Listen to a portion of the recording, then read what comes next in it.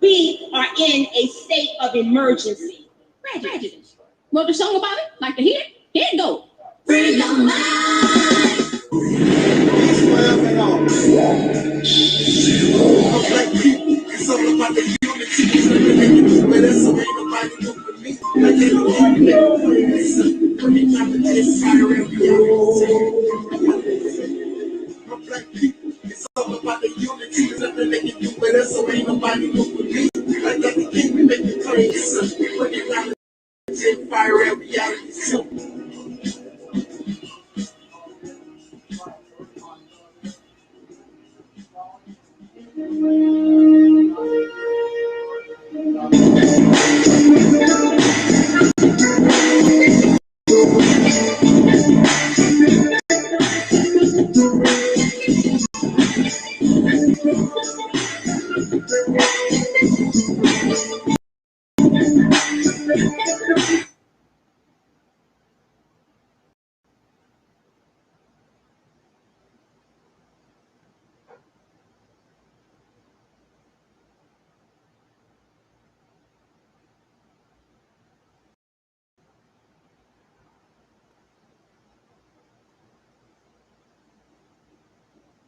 Peace, and knowledge. I'm so Sister J. I'm so Sister D. And I just wanted to say thank you for all the people who helped to the medical fundraiser for my uncle Taalik.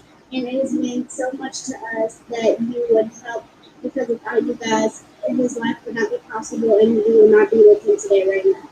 And I just want to say, for all of you that helped and that donated, I would really like to give a big thanks. And I hope I can meet you one day and say thank you in person. I love you guys.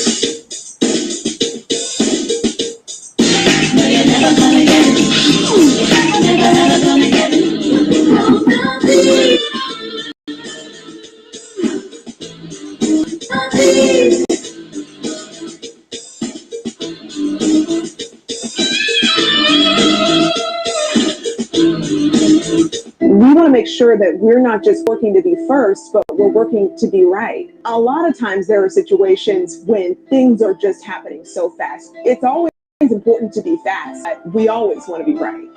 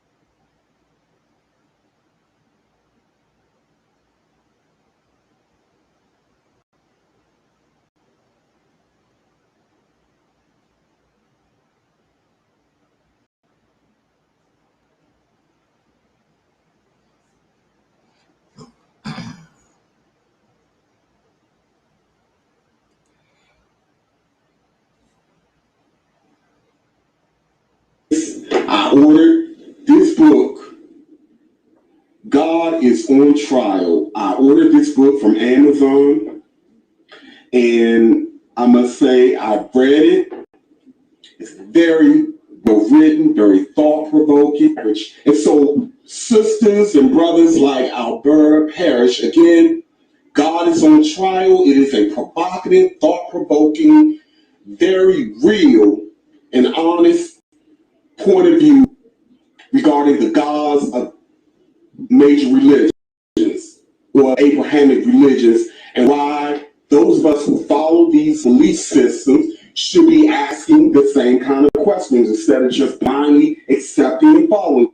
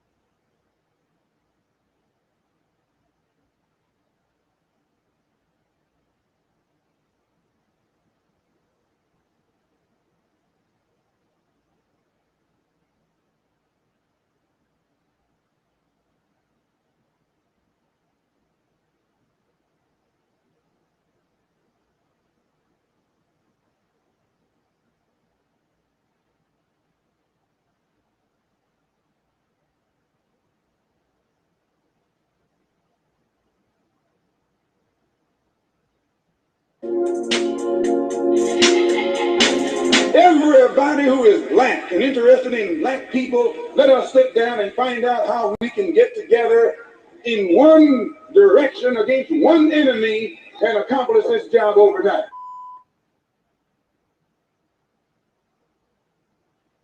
This is Dusty Basement Studios, and we approve of this message.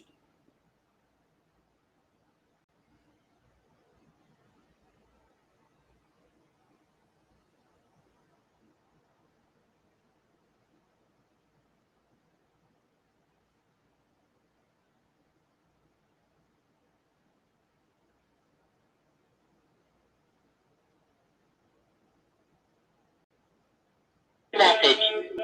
Hey, my brother, you know I had to call you and thank you personally again. I cannot describe to you how happy I was to meet you in person, Myron. That was just like amazing.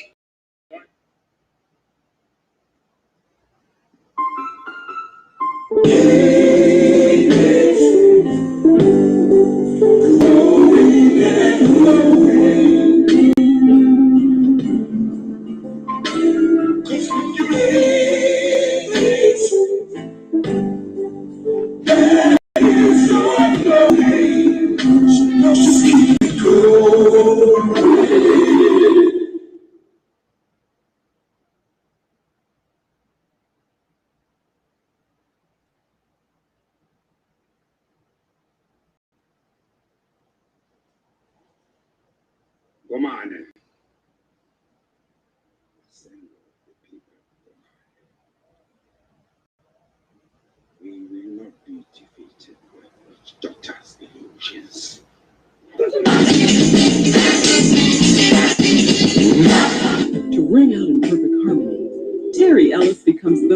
divest of the divas to offer the world her singular sound. And she does just that on Southern Gal.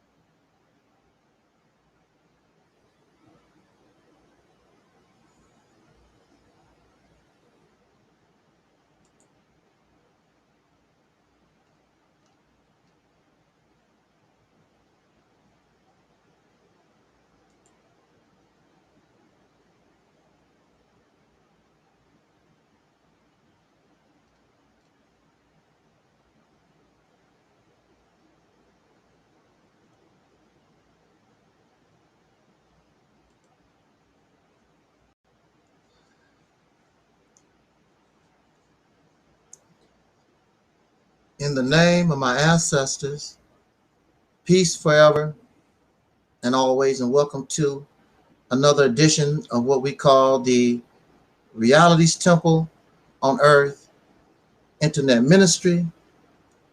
I am the gatekeeper and the host of this program, known here on social media. Wherever you may find me, I am known as the mighty, mighty, mighty Angelsnupnup7. I am your soul brother, number one.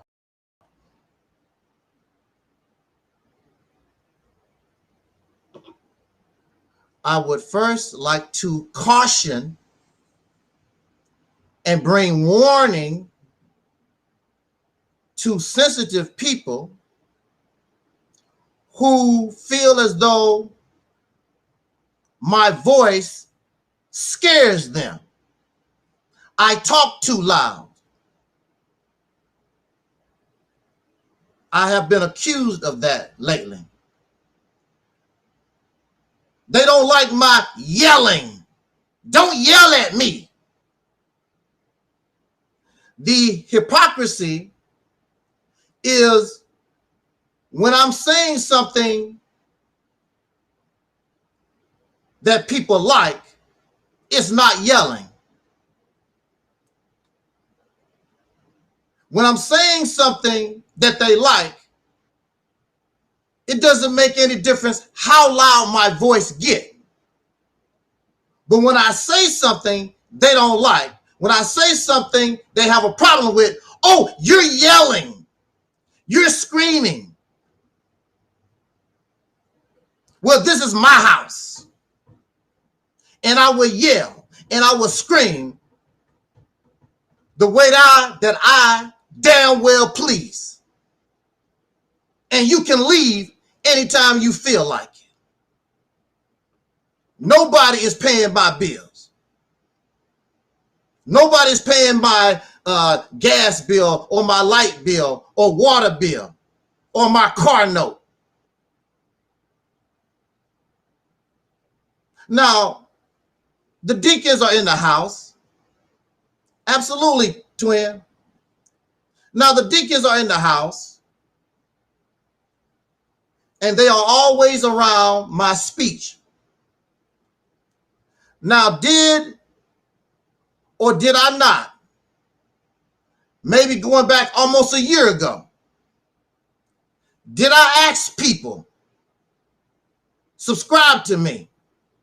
If you cannot handle my speech, my critique of your religion or your spirituality or your Pan-Africanism or whatever it is that I'm talking about you don't like, I suggest that you leave.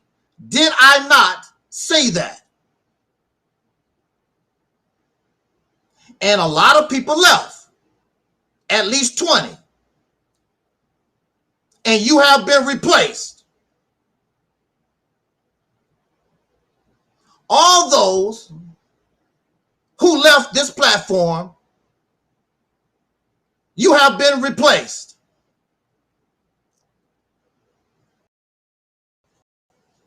Because there are those who have always been looking for what I speak about. You can't handle my kind of talk, then you need to leave. I am not going to change my speech so I can be on Sonetta TV. I'm not going to change my speech so I can be on some of these larger platforms with these parasites and these leeches. I am doing them the favor. They're not doing me a favor. They're not offering anything. So you miss out because y'all some weak, emotional pieces of trash. You want somebody, just like my deacon say, you want somebody to cuddle you. You want somebody to feel sorry for you with your weak ass. Kiss your little knee. Hug you. Oh, everything gonna be all right. When we live in a brutal, violent, dog-eat-dog society. And that's why you get ate up, because you weak and you live in a jungle. This is a jungle. Only the strong. I was locked up for 10 years and I felt sorry for myself. Oh, woe is me. Why this happened to me? Why they doing this to me? I had to slap myself in the face. Straighten up. You got to get strong. Ain't nobody cuddling me here. I'm not getting no slack. Only the strong survive. So I ask you, if you have a problem with the Mississippi campaign, then you need to leave. You have a problem with how I speak about religion, spirituality, or whatever, you need to leave. And we still cool. I'm not angry at nobody. I do not hold grudges. I'm not mad at anybody. I don't get angry. But y'all Negroes, because you want somebody to kiss your ass and you pout like a baby and you have temper tantrums because somebody won't do or believe the way you feel they should believe. I'm not your robot. I don't know why people want me to be their slave. I'm the wrong one, baby. I had enough of slavery. I'm not interested in your slave plantation, and I'm not interested in your damn feelings with your weak ass. Y'all need to man up and woman enough.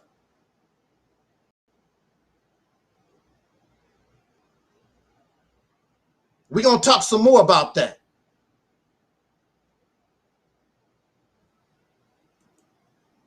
I don't hold grudges. I'm not angry at you. I don't expect you to be strong like me.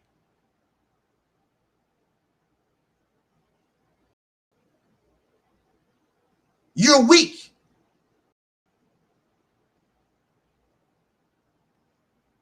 You let anybody run over you. I don't do that. We're not going to do that here.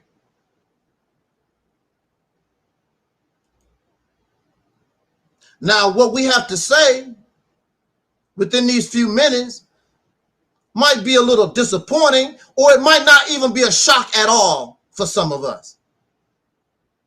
Kick them to the curb and we keep pushing forward because they're not one of us and have never been one of us anyway. So why are you here? You do not see me hanging around Pan-African platforms. I don't even go to these places and really comment no more. I used to. I don't even really do that no more. Why am I hanging around? Why are you hanging around in a place? You don't support the Mississippi campaign. You don't like what I say. I'm contradictory. I'm a flip-flopper, and the list goes on. And the truth finally come out when you get mad. And we talk about that here. The real person, the real them comes out when they get angry. Hey, Tasha Fierce. Tasha was there, and she'd probably be familiar with what we want to talk about these few minutes.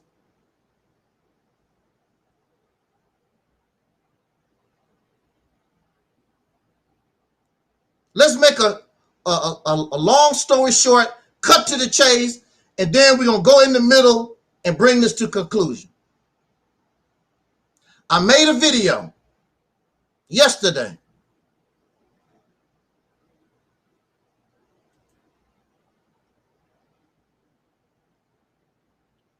And there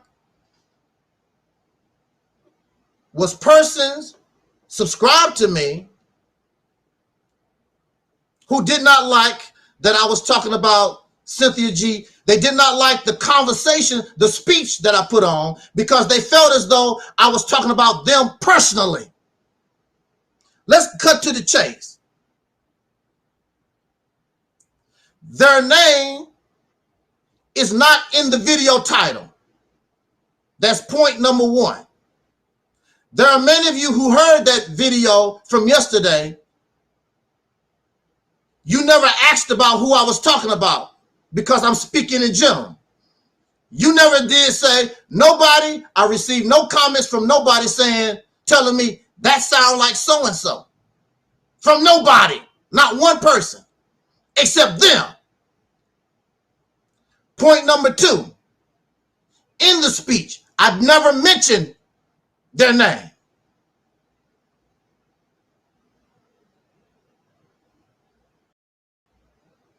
But now they are upset and they are making assumption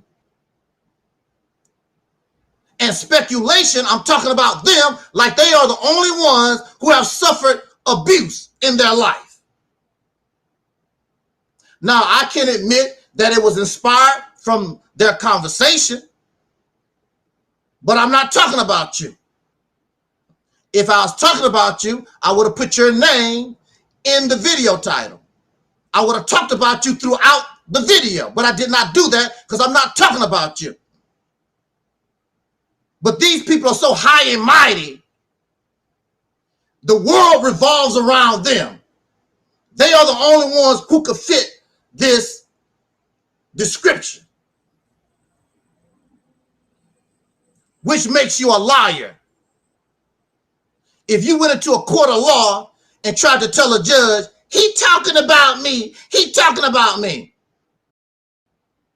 The judge said, is your name in the title? Is your name within the context of what he's speaking about? No. If I was talking about you, I would have been specific. I would have talked about your specific abuse. This person say that her boyfriend broke her hand or something like that. Hell, I really don't even really know the story. Her boyfriend broke her hand and broke her back or something like that. I really don't even know how the story. So I don't know how the hell you think I'm really talking about you. I don't even know your story. I didn't even really listen that good to your story. I don't even know it. But I'm talking about you. So you're going to go on the platform with other abused people who's not asking no question, acting on emotion. Oh, he talking about her abuse. I was abused too. Oh, he's a bad man. Oh, I'm so disappointed in you, Taalik. I'm so disappointed in you, SNUP7. I'm disappointed. I am so disappointed. I am disappointed. Silly people. Would you disappoint? I want an apology. You want an apology for what? I didn't do nothing to you. I wasn't talking about you. The world does not revolve around you. How could you do this? I'm your friend. Let me tell you what my friend think about me. My friend told me my Mississippi campaign is a pipe dream. It's not feasible. That's what my friend, and this is how my friend been thinking all the time, but wouldn't tell me in my face. What kind of friend is that? When my deacon met, I immediately expressed my feelings to my deacon about that comment. And he's here in the chat room. Soul Brother 85. I did not hide it and keep it to myself. And when my deacon did not like my response, my deacon did not hide it. He came right back to me and said, this is how I feel. And my deacon is in the chat room right now. If you don't like the Mississippi campaign, we still cool. I keep telling folks that do not bother me. Absolutely. Why you are my friend, so why are you hiding this from me? Then they go on to say, this is my friend. This is my friend, y'all. My friend said that I'm a flip-flopper, but never tell me about how I flip and flop like a fish, because I would like to know. Because I know you're telling me I'm flip-flopping and you're not trying to hurt me or nothing. Tell me how I'm flip-flopping so I can do better, so I can understand what's going on here. But no, you're going to keep that to yourself. I'm a flip-flopper. I'm contradictory. And you keep all that to yourself, skinning and grinning in my face. This is my friend. Do y'all want a friend like that? If y'all want a friend like that, put a 1 in the chat room. Somebody who's skin and grin in your face, who think about you in reality a whole different way. They do not like my opinion about religion, spirituality, or whatever. I don't hide nothing. When you come here, I tell you what I'm all about. If you can't hang, it's nice to know you. I don't hold no grudges. We can still be cool. But I'm going to talk about religion the way I feel it needs to get talked about. Because if you have the right to spread those lies, I have the right to challenge them. I have the right to warn children about your lies, because it's lies. And your fake ass Pan-Africanism, your pro-blackness, or whatever it is, I have the right to challenge that. And I have earned the right because I grew up in it the same way that you did.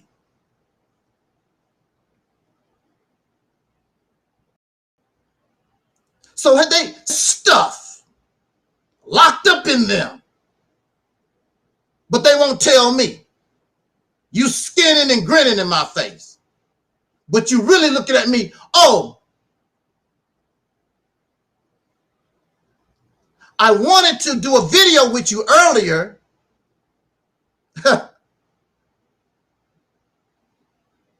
But because of these things, I knew it wouldn't work out. You keep all this to yourself. What kind of friend are you? You're not no friend.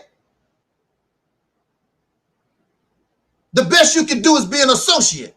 I never asked to be your friend. I never called you. You called me. You talking to me for hours. I'm not talking to you for hours. I can go get in my car, go to McDonald's, and come back. You still running your mouth on the telephone.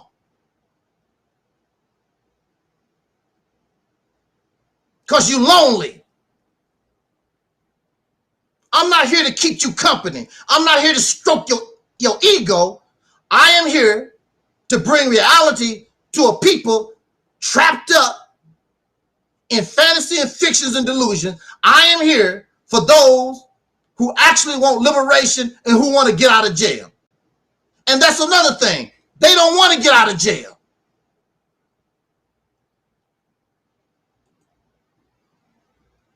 This is what they want. Remember back in the 80s, this lady here, Cyndi Lauper, girls just want to have fun. That's all they want. They just want to have fun. Everything about them is fun. Feel good. We don't do that here. You want to have fun and feel good? Being a damn slave? That's your business. I don't do that here.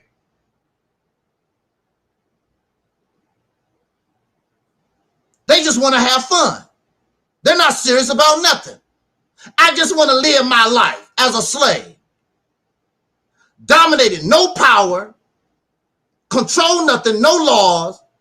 Just want to be a child running around here going, depending on the white man. Because if you don't have the white man in your life, you can't go on vacation. You can't do a damn thing unless you get his approval. Hey, so Sister Ann, I don't go around here trying to hurt people. All these suckers that come after me, when it's all broke down, I did not do nothing to them. They just couldn't handle my speech. And that's a personal problem. I did not talk about you.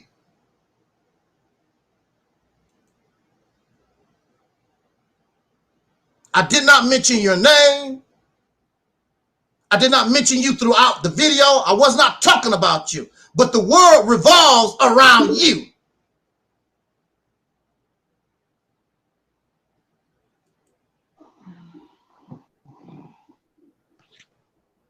The world revolves around you. And you're going to find out that it don't. you're not the only one in the world who has had certain experiences.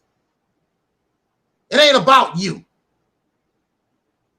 And if you can't handle how people talk, because you live in a violent, nasty, profane world,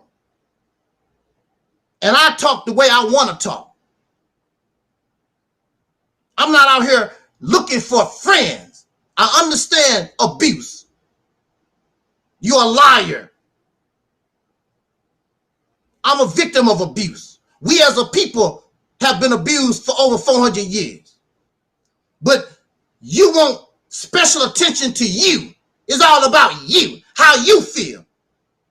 But when you run in your mouth, you're not taking consideration how you hurting other people. Oh, it's all about you and your pain, your suffering. Oh, woe is me. Look what happened to me.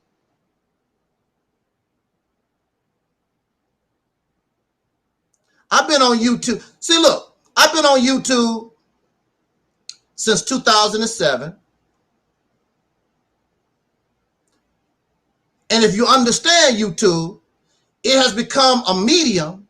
It has become a vessel where mentally dysfunctional, sick people are looking for somebody that they can gravitate towards, that feed their sickness.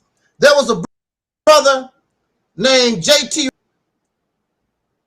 and he always said people are here on YouTube to get their sickness fed, not to get well. They want their sickness fed. So when I first come to YouTube,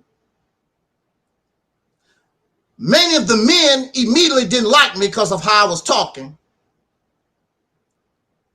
The first people that gravitated toward my channel, according to Google statistics, was women, black women, and black women in interracial relationships.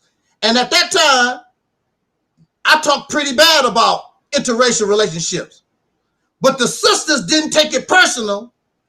They understood that I still stood with them, and they supported my channel. The ironic thing is, I don't know what I said. I don't know what I done.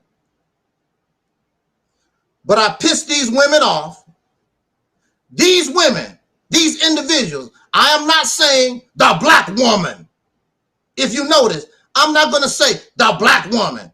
These particular women, which were black women, these individuals, I don't know what I said. I don't know what I done.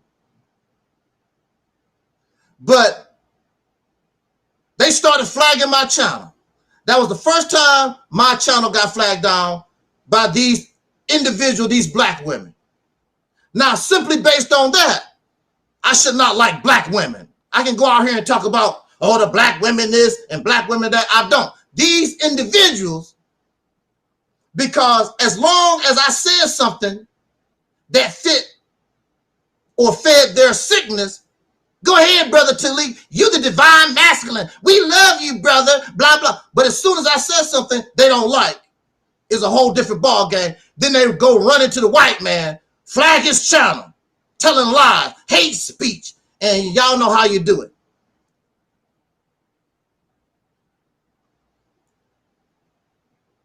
They find Minister Farrakhan, he feeds a sickness. Sarnetta TV feeds a sickness. Nobody is trying to heal. And they keep running to those who feed their sickness. Well, a man did me wrong, so I'm going to listen to the woman's spirit. A woman did me wrong, I'm going to go to the manosphere. I'm going to rally and get together with other sick-ass folks. And then you make the one who feeds you your sickness, you make them rich. If you notice, I'm not getting rich. I'm not getting rich. I'm not getting nothing because I'm trying and wishing to heal. And nobody wants to be healed. They want their sickness fed. They want somebody, oh, woe is, oh, you don't have a problem. It's all about them. Don't worry. You didn't do nothing wrong. You didn't say nothing wrong. It's all, yeah. And folks like that. They don't want to take responsibility for a damn thing. It's all about them. And these suckers on social media understand that, and a lot of them have got rich on it. They offer you no solution, no healing. You come to their platform sick and you stay sick because they have nothing to offer. Donate to my Cash App. Donate to my GoFundMe. It's like going to church. That's all it is. Going to church.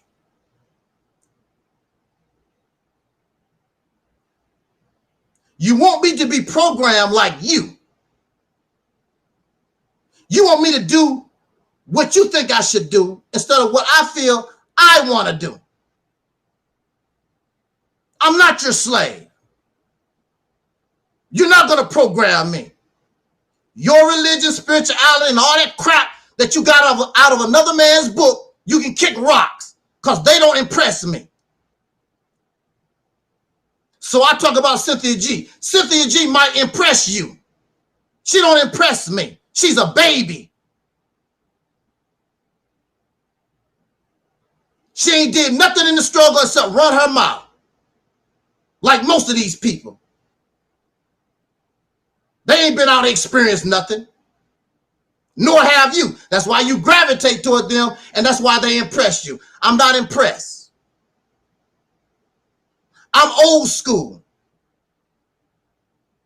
You got to get up, take a bath, put on some decent clothes, and go out and meet people in person.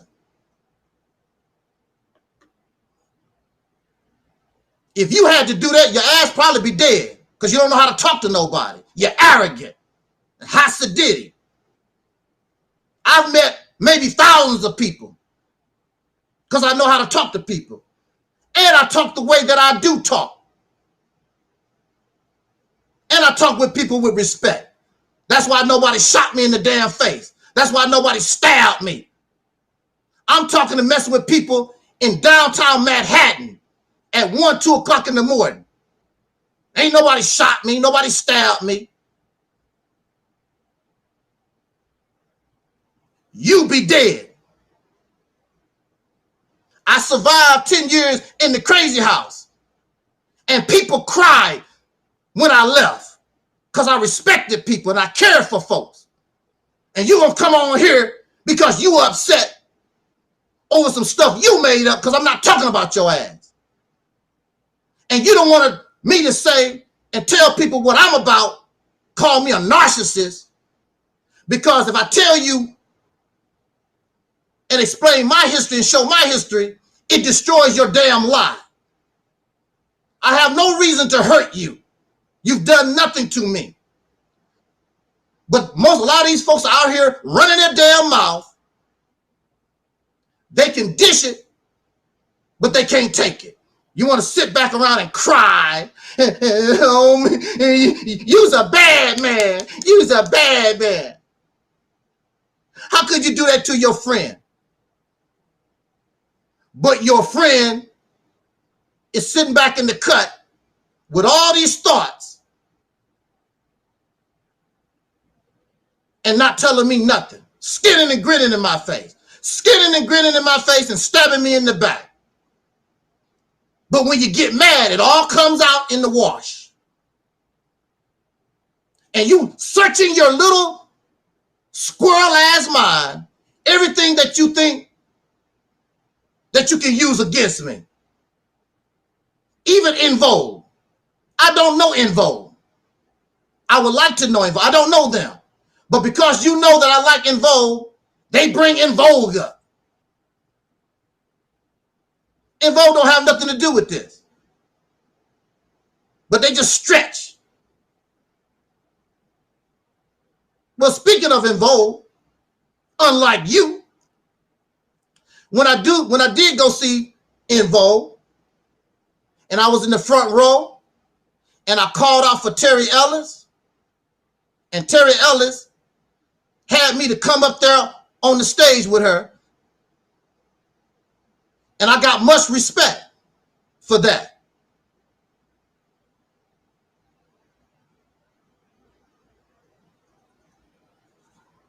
But info have nothing to do with that. Matter of fact, myself and Terry Ellis, we might not even get along because she might just want to have fun, like most of you. I want a family. I want a family. I just want to feel good. Here, play with my putty tat.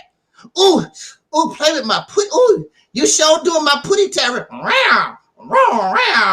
That's all they want to do. Play with my putty tat. Play with my ding-a-ling. And let's go to Jamaica so you can play with my ding-a-ling and my putty tat some more. Let's drink some coconut juice.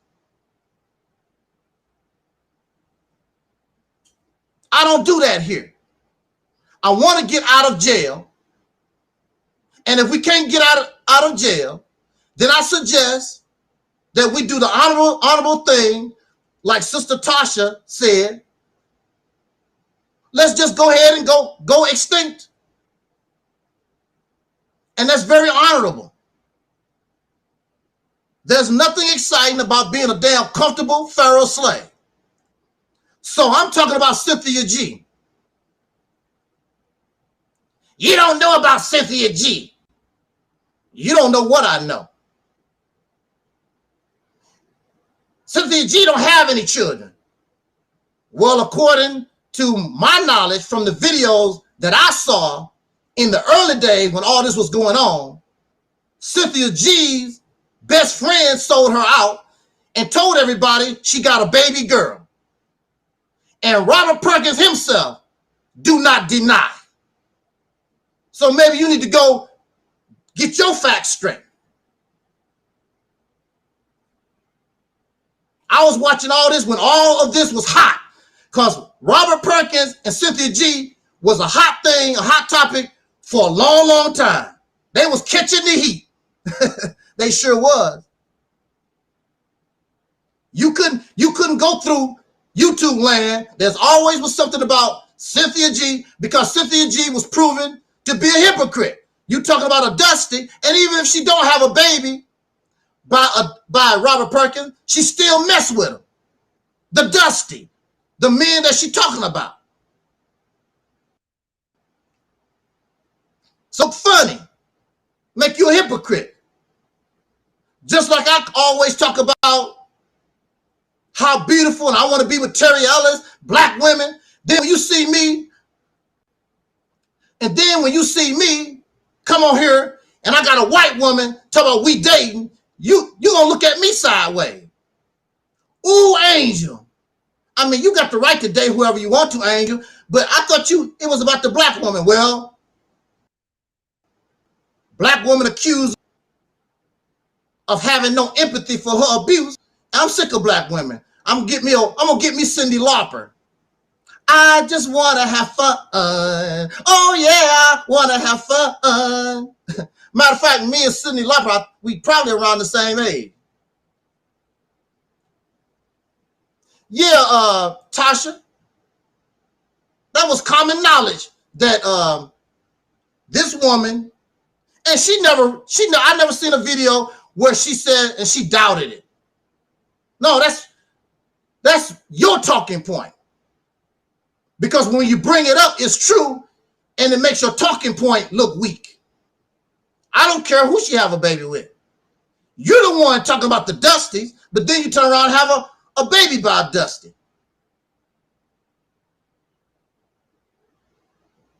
Praising folks. I don't care nothing about these people. I'm not impressed by her. Her knowledge don't impress me. Lennon Honor. Lennon Honor is a washed up filmmaker. I remember when Lennon Honor first came to YouTube. Matter of fact, I've been here long enough. I saw everybody when they first came to YouTube. And Lennon Honor, when he first, you could do a Google search. I don't have to prove nothing to nobody. You want to believe that crap, that's your business. But you could do a Google search, put in Lennon Honor, and all his old films and stuff, and website will pop up. Because that's what he was doing when he first came to YouTube. Nobody was buying his films.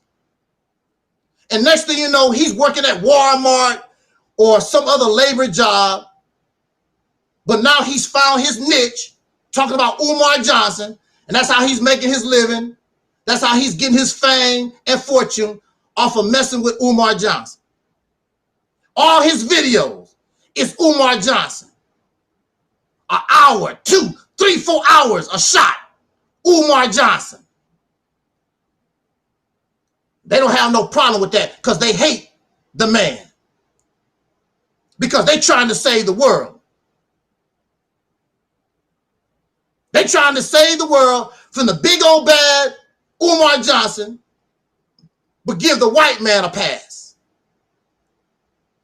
But they want to live in the world of the white man. That's who really created Umar Johnson. If it wasn't for the white supremacy, if it wasn't for white racism, if it wasn't for this wicked society, Umar Johnson wouldn't even exist. He wouldn't even exist. That's y'all business. Lennon Honor do not impress me. I don't care if he's a good dad or a bad dad. I'm not impressed by him. He is just like you. All of you are. I just want to have fun in the white man's racism supremacy world. I just want to have fun. I don't do that. Crackheads have fun. Gangbangers have fun when they're in your neighborhood and blow people's brains out. That's having fun. So what? We need to change the condition. We need to change the environment. You can't do that having fun. You're an adult and still think like a child. You have not earned the right to have fun. You ain't did a damn thing. Lay up on your ass and do nothing to change your condition. Except blame other people. It's the black man. Black proud. The black man is not doing it right. Show him how to do it right. But you can't. You have nothing to offer. Except a big mouth. Every day. I talk about Minister Farrakhan. I don't do that every day. Matter of fact, I've forgotten when the last time I made a Nation of Islam Farrakhan video. I make videos and I talk in a manner so that we can work to try to heal ourselves and get the hell out of jail. Because it makes no sense for us to get out of jail and we still carry sickness. So we need to change. I talk on this channel about the transformation, changing yourself.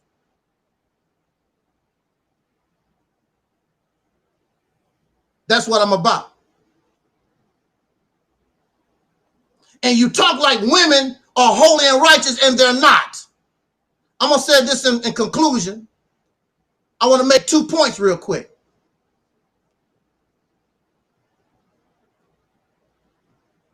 Going back to, well, actually 3 points. There was a sister here, and I guess she thought she could get special favor with me because she made a really nice donation, of which I would be happy to send it back to you. Unlike some of these folks, I will give you your money back because you're not going to buy me. It's not that serious. But she thought because she donated to my medical fund, because I thought I was your brother and I'm in trouble and I'm sick. I thought that's the reason why you was donating. I didn't know that you was donating so that you can get a special favor. So when you make a comment or you want something, I would take it into consideration.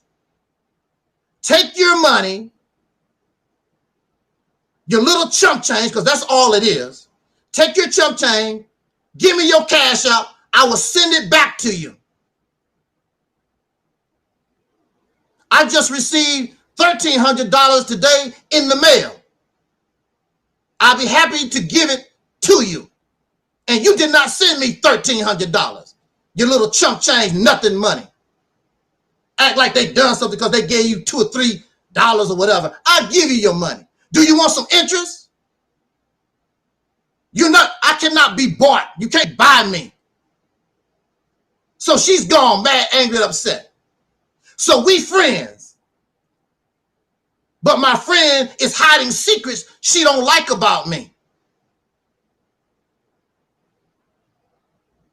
What a good friend that is. Then when she get mad, all of it comes out in the wash. And she want to control me. Tell me what I should and should not do, how to talk. Oh, the reason why I can't do this, because you talk so bad, you'll make people angry. They're not going to do it anyway. The Mississippi campaign has nothing to do with my personal views. Nothing.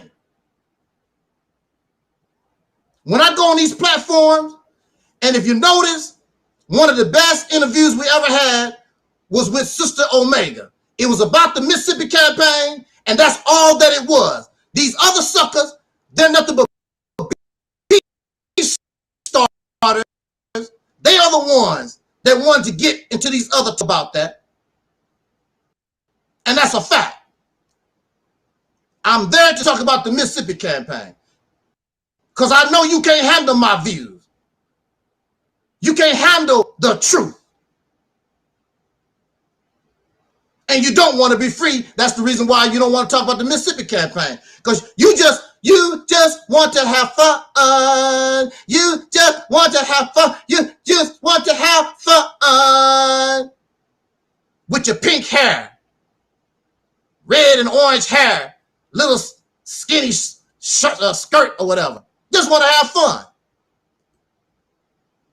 And you have done nothing to earn having fun. You're a grown-ass man, grown-ass women still want to have fun. And this cracker kicking your ass every day. You just want a break. You don't want liberation. You just want a break today like it's from McDonald's or something. So take your happy ass where they have fun. I'm not about that. I want to get out of jail. I want liberation. I want my own water. I want my own gas. I want to control the gas, the oil. I want to make my own cars. I want to be the ruler. You don't want to be a ruler.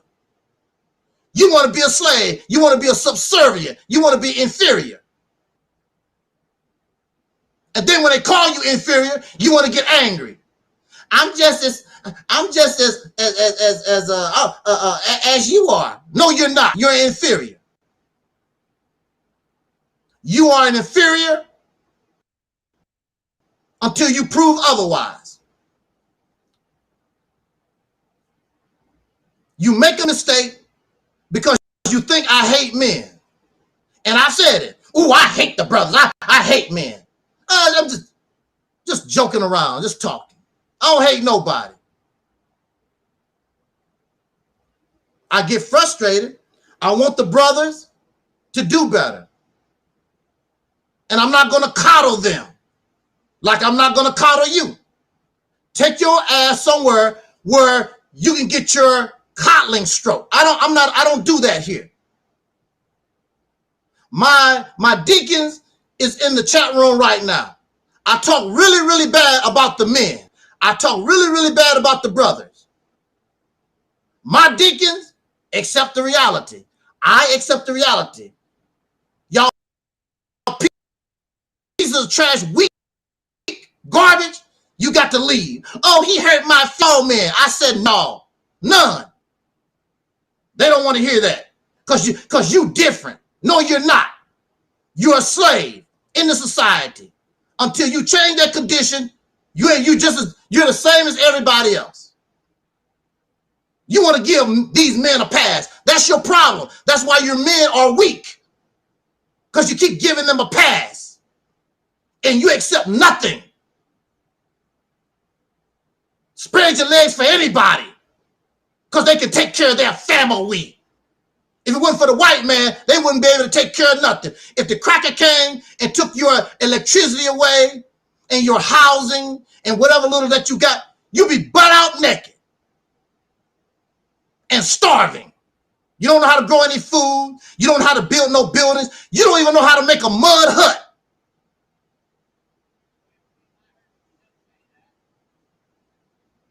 You don't get angry at me because I want to be independent. I don't want to talk about Egypt and Kemet. I want to be greater than Egypt and Kemet.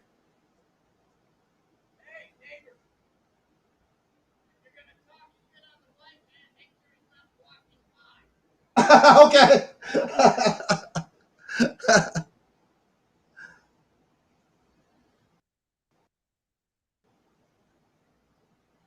I'm not here to cuddle you.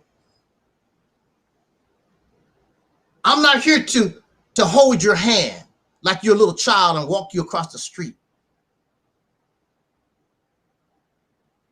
and feel sorry for you. I don't even feel sorry for me. I'm not going to even cuddle me. You want to put on this charade like you holy and righteous and you want to talk about every damn body, but when it's your turn, it's a problem. Well, just stay away from me. Go on about your business. Go where you can have your fun and enjoy your pina coladas in Jamaica or whatever the hell you think that you need to do. And I want to say this, and Sister Noble is here, and I want to give her a chance to talk before we get out of here. Let me tell you something about women. Women will lie. Individual women will lie. There are women, when y'all getting ready to have some kind of sexual interaction, there are women who will say no, and they really mean yes. And that's a fact. And you know that's a fact.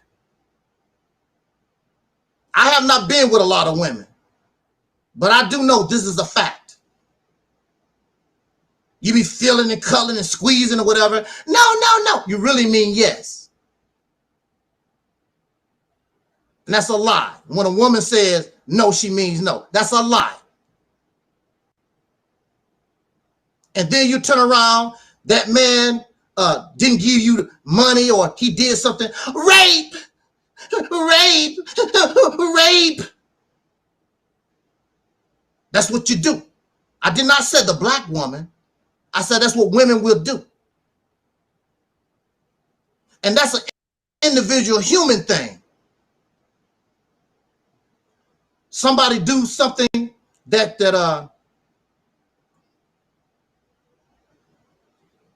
yes, ma'am, Tasha Fears, my telephone number is in the description box. You can call me anytime. Women, when they get angry, they will call the police and let the police whoop your ass and put you in jail. That's a fact. They will do that. Men will do it too. Men will call, just like in my case, men will call the police.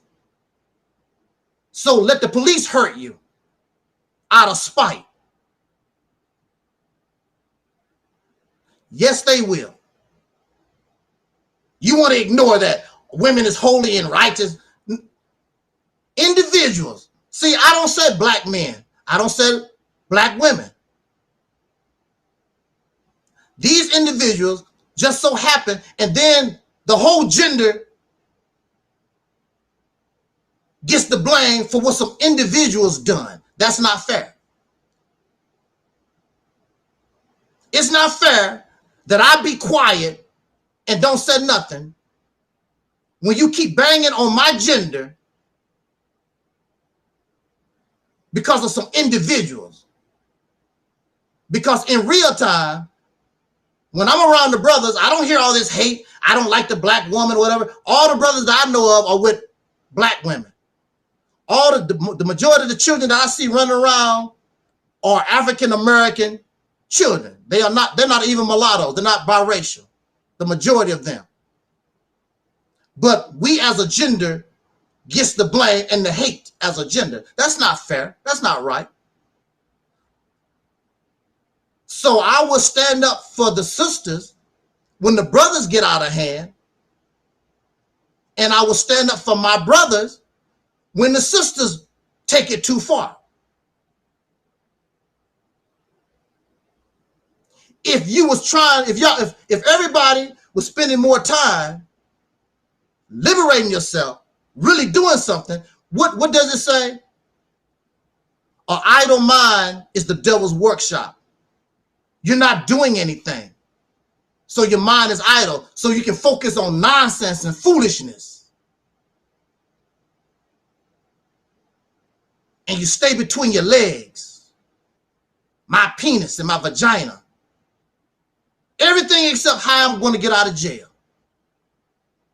Everything except how to solve this situation once and for all. And make a better future for the children that you're having in your families. You're not looking out for their future. Because this is going to get worse. So just like my sister Tasha said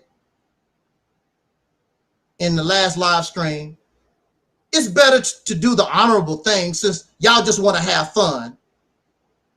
Party all the way to the time when they kick your body down into these mass graves, like they did in 1921. Kick your body down the last grave and have fun. Get your last pina colada, drink your last Jim Beam or whatever, and do the honorable thing. And, you know, just go down to the grave and all this complaining. Just be a happy slave.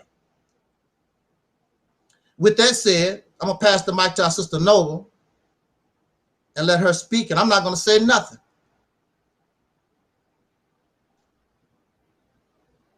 Sister Noble. Okay, I had to get the doggone thing to unmute first. This thing is slow. When I press the unmute button, it's slow. Yeah. This last live stream, that was a real fucking debacle. That was a debacle. Yeah. You know, it really was. And it went left. It just went really left. You know, and I hate that, you know, this has deteriorated to the point, you know, between you and Karen. I hate that it went bad between you and her. And I'm trying to understand at what point, I'm just trying to understand at what point did things take a turn in, I'm going to say, this so-called friendship between you and Karen. You know, I don't really call it a friendship. I'm just saying right. It's so-called because I don't think that you were really her friend. She wanted to be your friend. Okay, right. I know that she wanted to be your friend, but I don't think you were really her friend. I just want to understand, where did things take a turn for the worse? What was said that may have, you know, turned you off from her or made you feel a different way about her? I'm just trying to understand at this point. That's all. I'm trying to get the understanding for that. Well, like perhaps I may need to reevaluate some things that I've been saying. See what I'm saying? Yeah. Based upon what you said to her last night. See what I'm saying? Or rather early this morning. Maybe I need to reevaluate some things, you know, because maybe you fucking mad at me about some things I have said lately. Okay. And maybe that's, you know, maybe that's what the issue is, because I don't know. I don't want to make assumptions. I just want to get an understanding, because maybe I need to reevaluate where I made some issues with Black males. Maybe I need to reevaluate that. You know, honestly, I'm not holding out hope for Black people. I think we're gonna fucking go into extinction, and I'm just gonna be honest with you when I say that. I just really think we're doomed as a group in this country. But that's my opinion. That's my opinion. I just want to get your take on begin to go wrong. At what point did it go wrong? Because I'm sitting up here wondering what the fuck happened. I'm just being honest. I'm sitting up here wondering what happened. Like, okay, I'm gonna be quiet and you know, I'm gonna be quiet.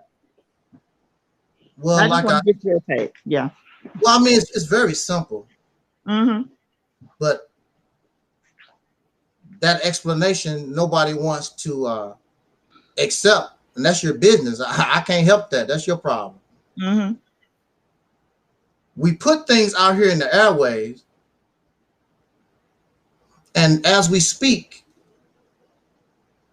all of us are human beings, and we say hurtful things. Mm-hmm. I understand our disappointment and things of this nature with you know, the brothers and sisters as well. I understand that.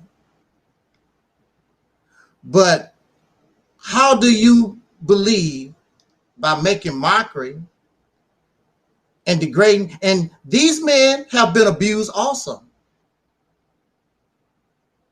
Some of it has been physical. Some of it has also been verbal or mental. But when we talk, we're not taking into consideration our words and how we are affecting other people, because we view them not as a brother or sister or family that we're trying to get together and heal. We are enemies. So I'm going to do everything that I can to hurt you. So now I know how it feels to be on the other side of the tongue when you are spouting or spewing certain rhetoric. You're hurting people too. We all hurt. We all abusive.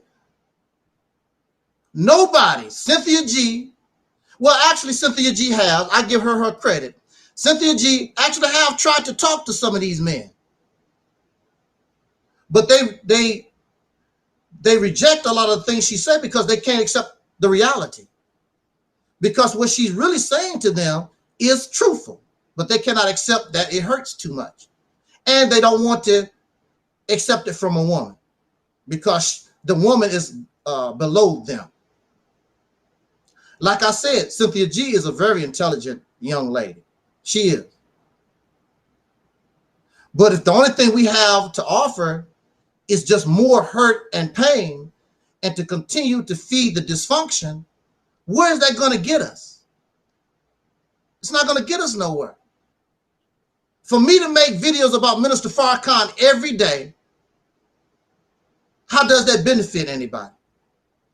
It don't even benefit me, because I don't have no personal grudge. I'm just telling my story and I go about my business. I make my critique about the teachings and I go about my business. I'm not obsessed with trying to bring Minister Farrakhan down. I'm not obsessed with trying to hurt him or the Nation of Islam or Pan-Africanism or the church or nobody. I have the right to express my opinion just like you do. The problem comes or happens when that opinion or whatever, it has struck something in us. Now there's a problem. As long as I'm talking about black men, which I might be hurting, which I'm very sure I hurt our brother's feelings and whatever, like O'Shea Duke Jackson, he's been hurting for the last 2 or 3 years. He don't want nothing to do with me. You know, that's his prerogative. His feeling. We're really weak, and we only get even weaker because people coddle us. I did not do anything to make that man dislike me like that. He don't like me because of something somebody else said. I didn't say it. But that's how emotionally weak we are. Well, I'm just emotional like that, and I can't help it, and it is what it is. That's why a lot of people in the grave, because they allow their emotion to take over, and they get themselves into situations where they cause murder, cause themselves to get killed, or they will kill somebody out of emotion, or they get in a car accident, road rage, and whatever. We have to get to the point, because this is nothing but talk. When we were children, what was it that they said? Sticks and stones may break my bones, but words will never hurt me. That's not really true, because these words hurt. But you don't care until it's you. So you spit and you laugh at people. These manosphere niggas, blah, blah, blah, and you spit your fire. You don't care that you're hurting somebody's feelings. Then when you get sick of them, you don't really give them a chance to defend themselves or nothing, and you block them from your channel so they can't talk. You don't care. You don't care about whose feelings you hurt. But when it's your turn, now all of a sudden, the world, there's a problem. And there was somebody even in the chat room that even said it. The only thing they saw in the video was my just trying to demonstrate all this back and forth and the endless hate. It's not no benefit unless we're trying to heal. And we're not trying to heal. The only thing we want to do is hurt and show how I'm better than the other person. I'm smarter. I'm greater. That's why I asked for the solutions, because solutions offer some kind of healing. And even if the people disagree, like I have the Mississippi campaign, even if they disagree, I'm offering something. And then we talk about the Mississippi campaign and keep telling the same old lie that I told people that we need to pack our bags and go to Mississippi. I never said that. And the Mississippi campaign is not even about, they're not even examining and listening to what is being said. You can tell because of what they say. They tripping off the title, Mississippi campaign. They tripping off the state of Mississippi. That's not what it's about. But they make no attempt to study or understand nobody. And then they come out in the public and throw these lies around and misinformation and slander.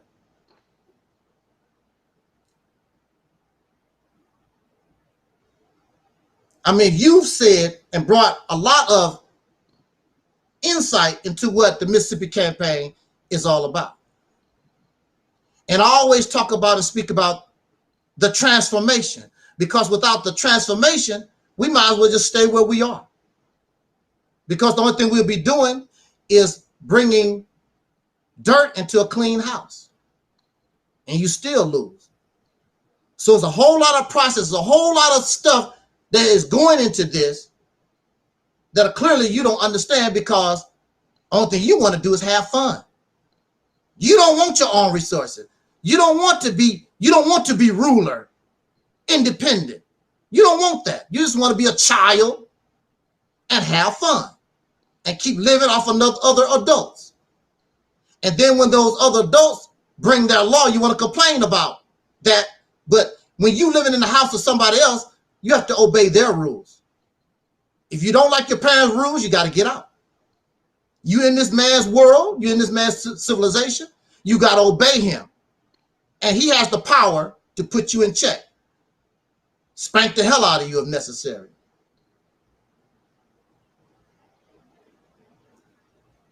So my thing here is simply, like I was trying to explain, but they don't want to hear it, and I don't care.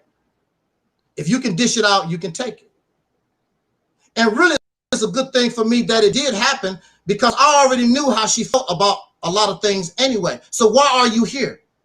Why are you around me? If you feel that bad and don't like what I say and do, I'm such a flip-flopper and I'm contradictory and all this stuff. You don't like the Mississippi campaign. It's not feasible. All this stuff. What you hanging around me for? Go to where they feed your sickness, because we're here to heal and become independent and get out of slavery. You go where they want to stay slaves and they want to beef and be in reality shows and hurt people and be vulgar and nasty. Like she wanted me to accept her vulgarity and nastiness, of which I did. But I'm going to have to put parental discretion is advised. because contrary to belief, I don't own YouTube. And this is my channel. I don't want strikes and garbage against my channel.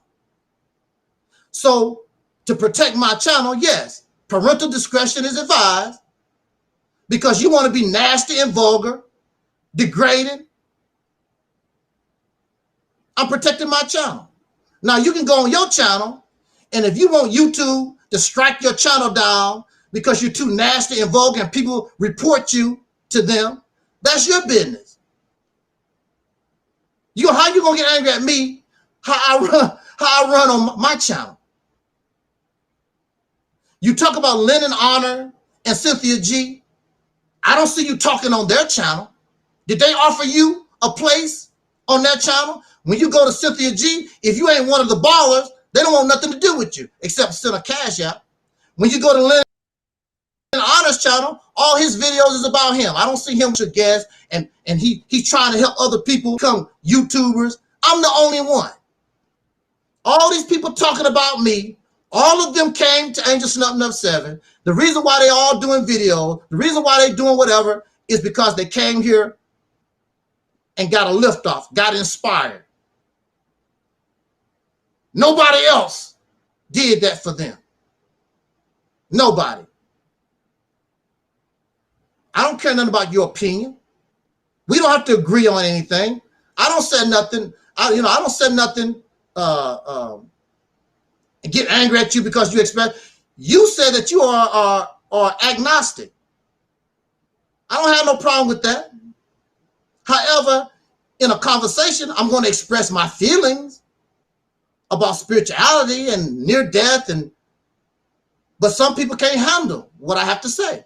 So if I make you feel that uncomfortable or whatever, don't get angry at me. Just go somewhere else, and I'll see you now and then in passing. I'll talk to you now and then. But here, I'm going to bring the real. If I wanted to be like these other people, I wouldn't have a YouTube channel. I don't want to be like them. They are programmed. We deprogram here. We don't enslave. We liberate the mind here. If I'm not your cup of tea, then just go somewhere else where when you drink the tea, it's palatable to you. I'm not angry at her. I don't hold no grudge. I'm just not her cup of tea. Then you need to go somewhere else. The reason why you're hanging around here, because you think I hate black men, which I don't. See, that's the problem. I was feeding a sickness.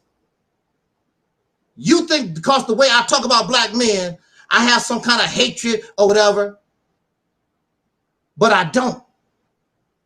I don't hate none of our people. I want us to do better. I want us to be successful before I die. I would like for you to not be a slave. I would like for us to be liberated. I would hope. But I have nothing against her, and I was not talking about her. See, that's how you get people killed, making allegations like that. And that's one of the things that men are angry with. I did not say her name. I did not mention her name in the video. But if this was a criminal case, I might be facing 15 years on speculation and assumptions.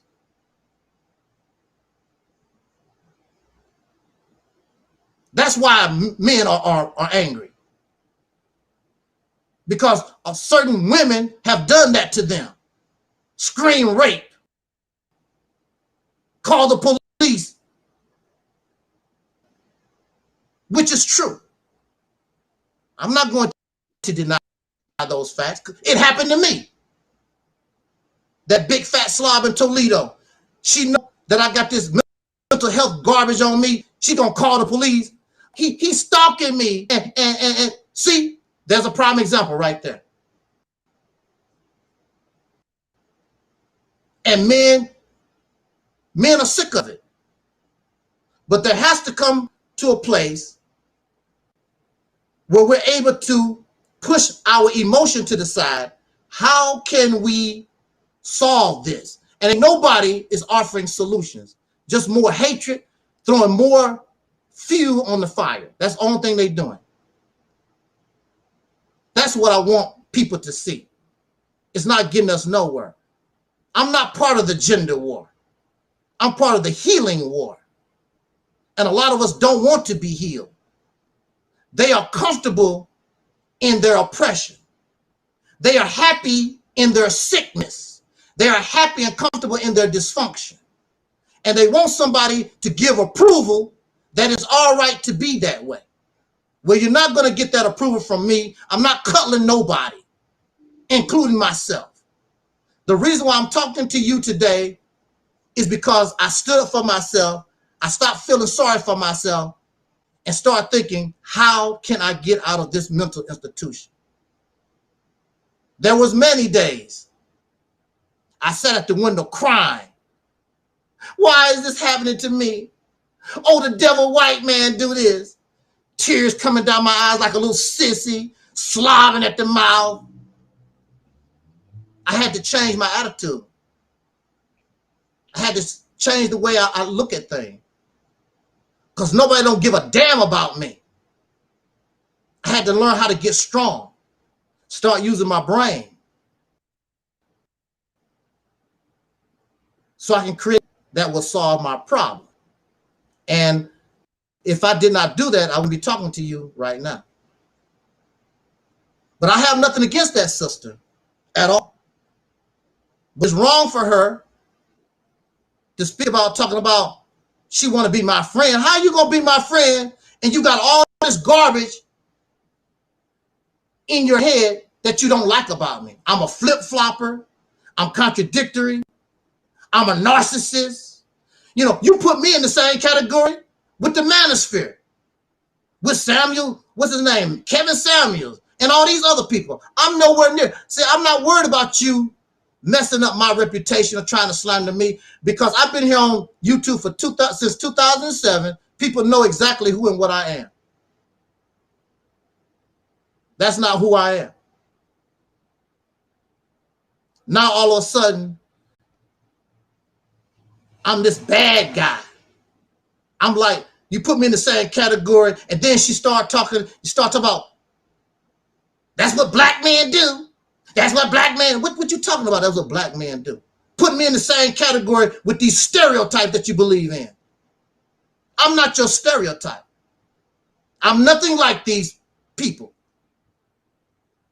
Matter of fact, I'm not even a black man. I am soul brother #1. I'm not black. I reject the white man's racial construct. I embrace the name that my ancestors gave me. And I build upon that because I'm independent. I think for myself.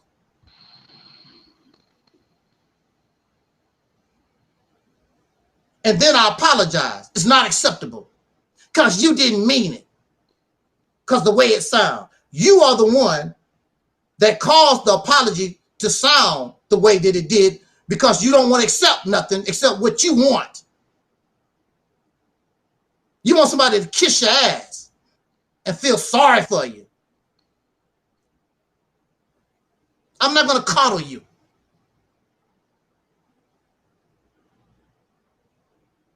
I don't do that. That's why y'all weak right now. That's why you don't want to fight for nothing. That's why you don't want to fight for nothing. Because you're weak.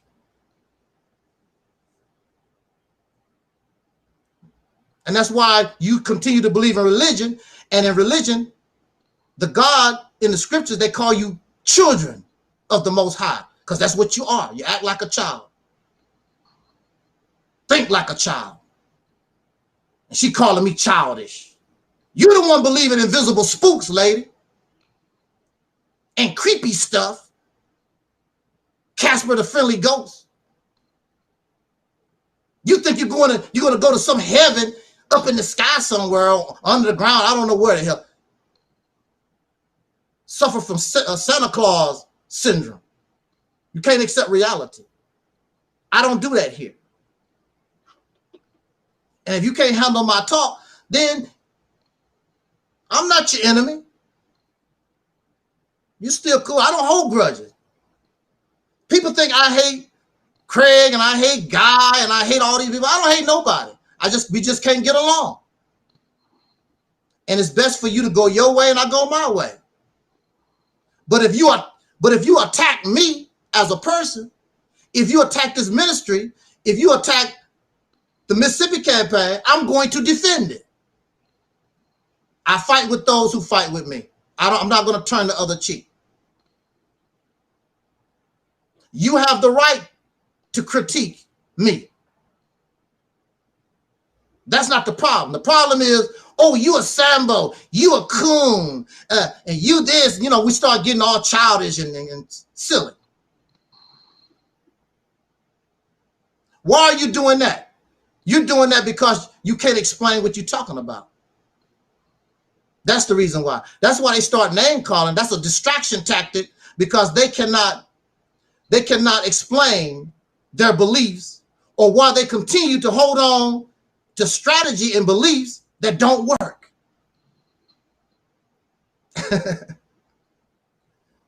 So like I said, I don't have nothing against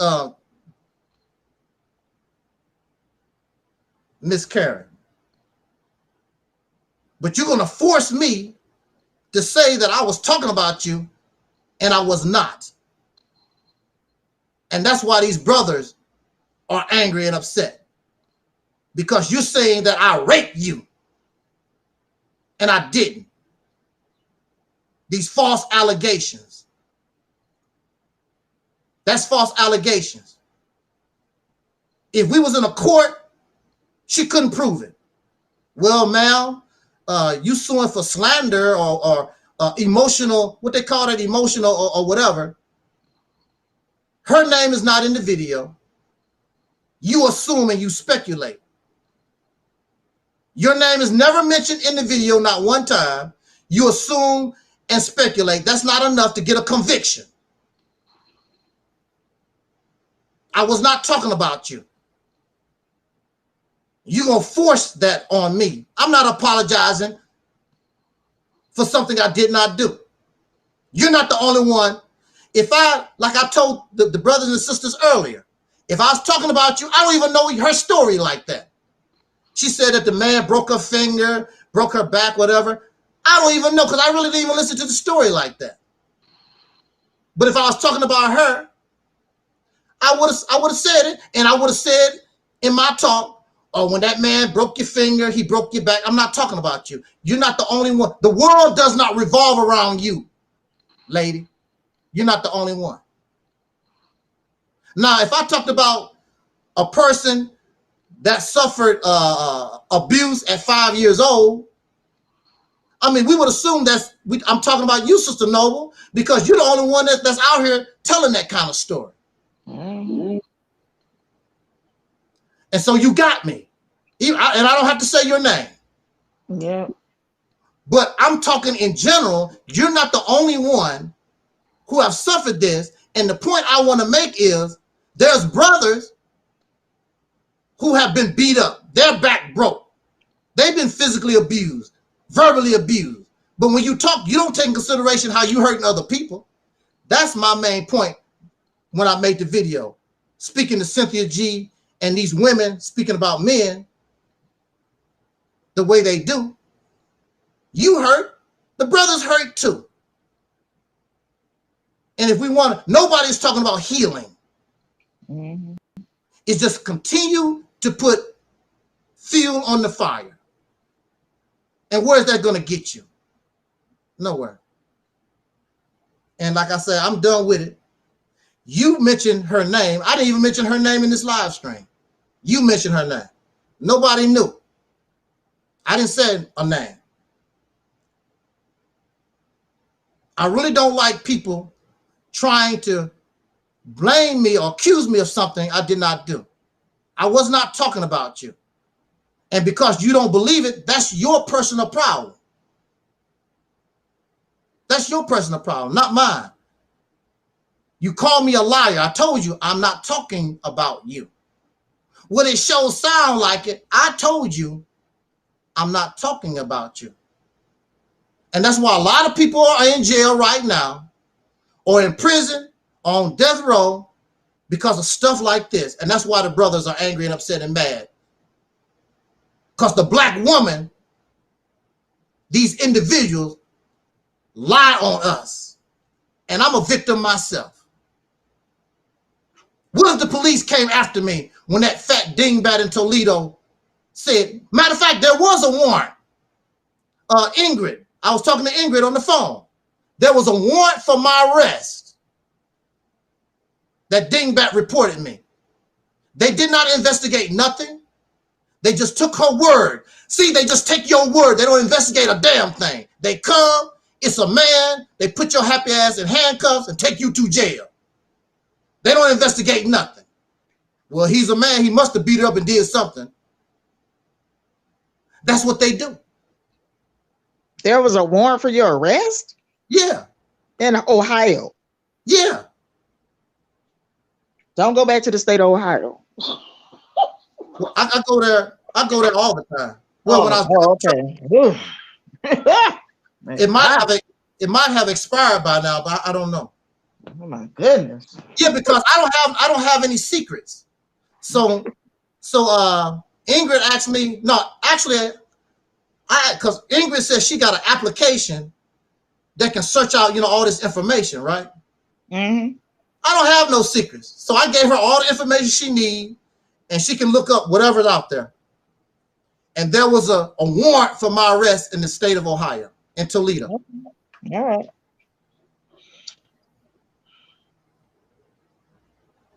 And this is one of the things that the men complain about and sick of.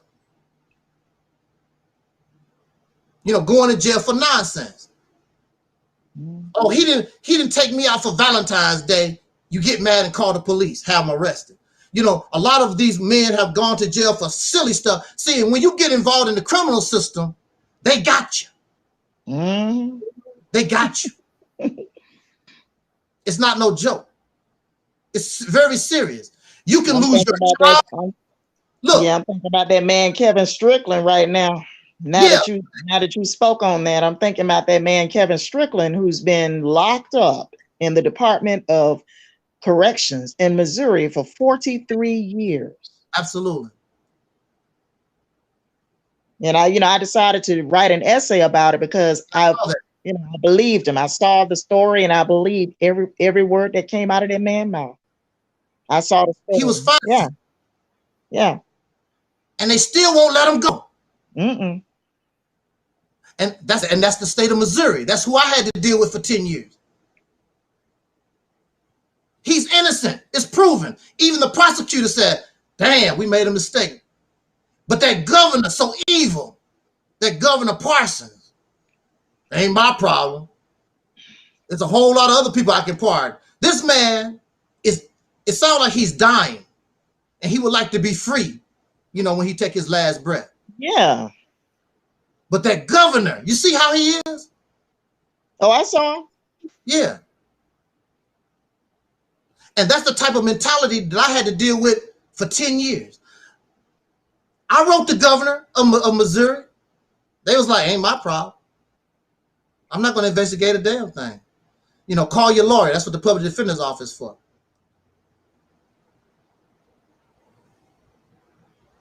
And then these evil, wicked, nasty people, because they don't like you, they know how the justice system treat black men, but because they don't like, what did you do? You must have stalked somebody. You must be crazy, because they don't like you. And I think that was brought up last night on your live stream.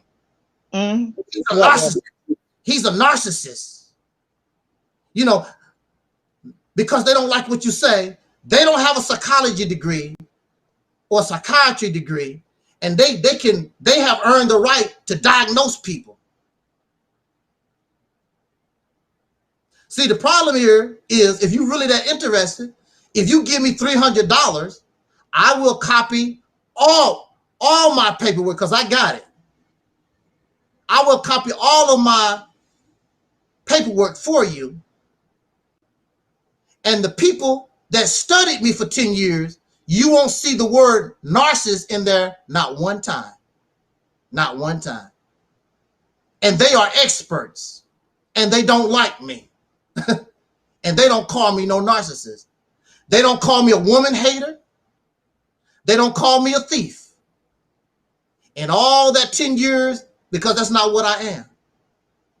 There's no woman in my whole 10 years when I was locked up ever accused Angelsnupnup7 trying to rape me, or Angel called her a bitch and a whore out of the whole 10 years. Now, believe me, that woman that tried to force that medication on me, I wanted to call her some name. I still didn't call her out of her name. I didn't call her no whore or bitch and nothing like that. You're trying to make something that I'm not. And that's your problem. I don't have to accept that. I told you I was not talking about you. If you cannot accept that, that's your personal problem. If you attack me, if you attack this ministry, I'm going to defend it. As simple as that. And these people don't like me because my defense is better than theirs. I do not hate nobody. I don't hate her, but we cannot get along. Y'all too damn emotional for me. I told you, if you're emotional, you need to stay away from me. I can't do it. You're too damn weak. Y'all weak ass folks need to stay away from me. This is for the strong. This is for the adults, the real adults, who know how to sit back and not be emotional and hash their problems out. Like you and I, Sister Nova, I mean, we've been going back and forth a long time. Matter of fact, last week. Yeah. Last week, I told you you hurt my feelings. Last week, I told you hurt my feelings. And that was last week. That was like about 2 weeks now. Yeah, about 2 weeks ago. Yeah. And then you called me and you said, "I'm sorry, I hurt your feelings." and let it be done. And let's go and go on. We had a phone conversation though. Yeah. That was the thing. I called you. See what I'm saying? We had a conversation, or you called me. One of us called each other.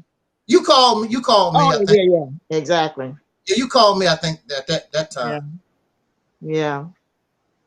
See, that was the thing. I called you on the phone, and I decided to talk to you on the phone. Yeah.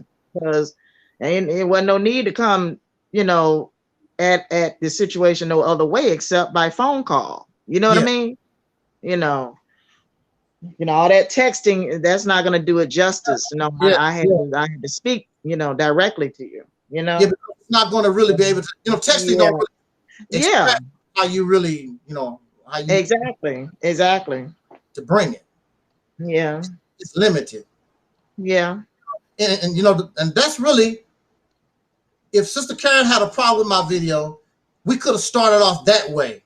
She could have called me. I think that you're talking about me or whatever in this video, but no, she comes and directly, just outright, start making these accusations and accuse me and paint a picture of me of a person that I am not.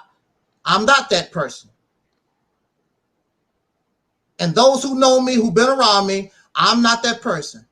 I have no reason to hurt Sister Karen. And I asked her, what is the reason I have to hurt you? There is none. I just want to show us that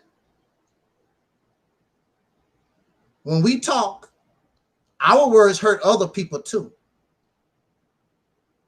Men hurt too. Men are emotional too. We cry. We're sad. Just like you are. And Sister Karen can be really, she be going at it sometimes. Mm-hmm. And laugh. When she's doing that, she's not thinking about the men who feeling she might be hurting.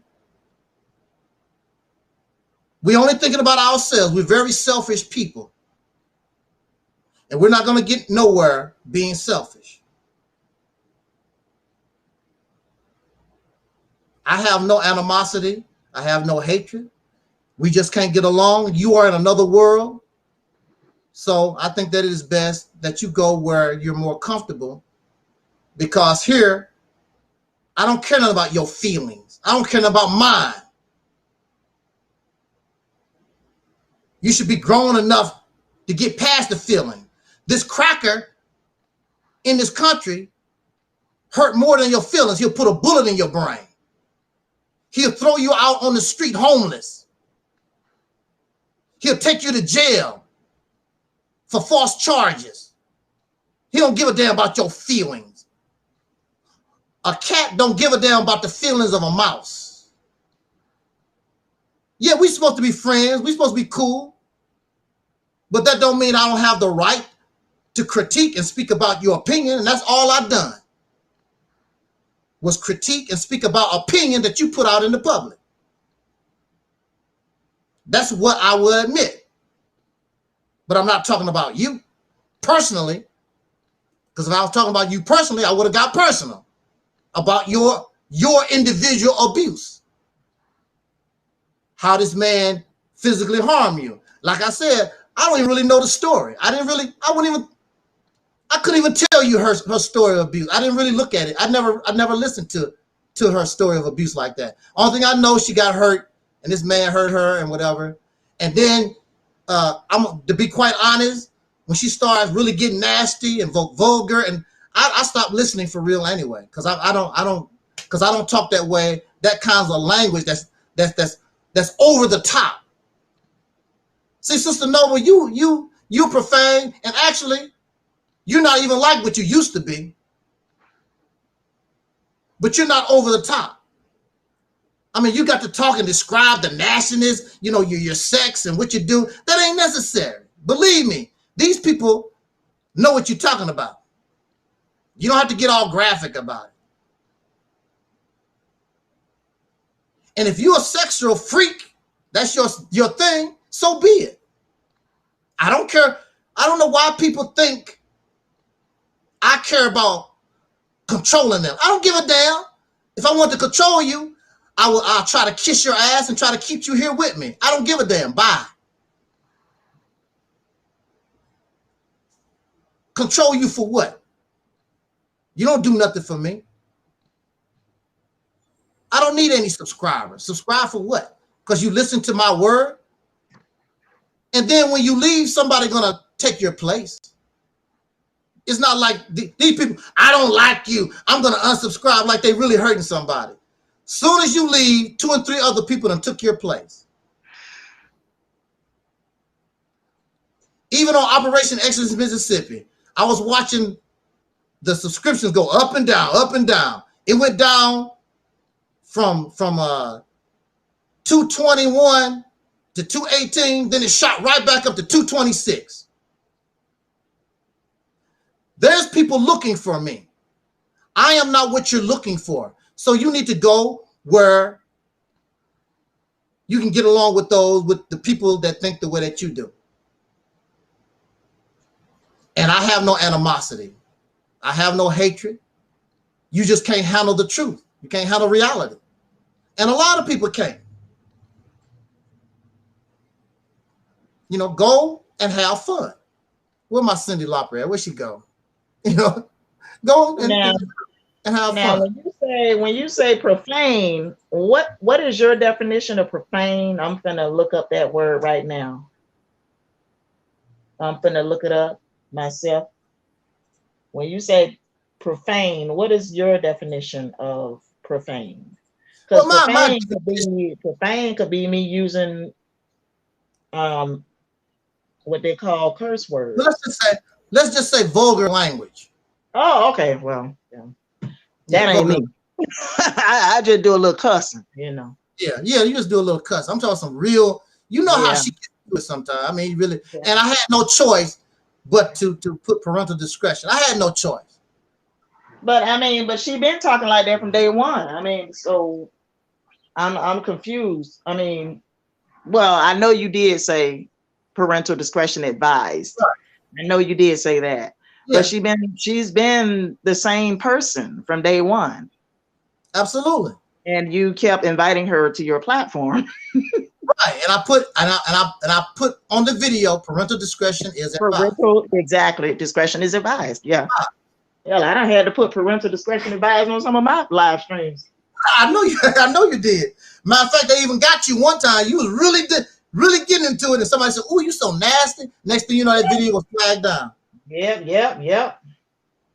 And now the person said I was vulgar. The person said I was vulgar. Yeah. That's what they said. You was vulgar. Woo.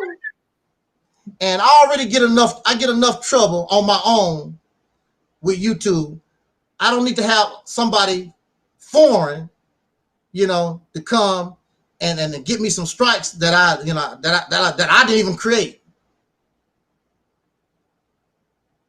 Do that on your channel, and you don't have nothing to lose or whatever. It took time. It takes time to build your channels up. Look at Young Pharaoh. Young Pharaoh has 600,000 subscribers, and now he got to start all over again from scratch. I think his other channel is at 50,000, 70,000 again, whatever. He got to start all over. That's not cool. But you see, Young Pharaoh did that to himself because he had already said he had 2 strikes, 3 strikes, and he just kept going, and boom. And it's easy to get that 3rd strike, believe me. It don't take nothing. Next thing you know, boom, channel gone. I'm not going to have my channel taken down for something I didn't do.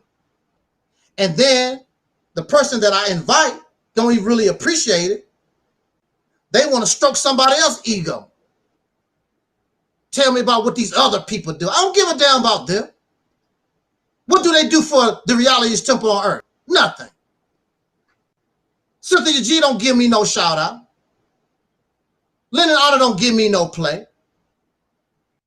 Well, it's the way you talk. The only thing you have to do, the views expressed is not necessarily those of Lennon Honor. The views expressed is not necessarily those of Cynthia G. That's the end of it. They don't want none of this heat at all. They're doing nothing. They just want to have fun and be a comfortable slave Negro. We don't do that here. You want to have fun?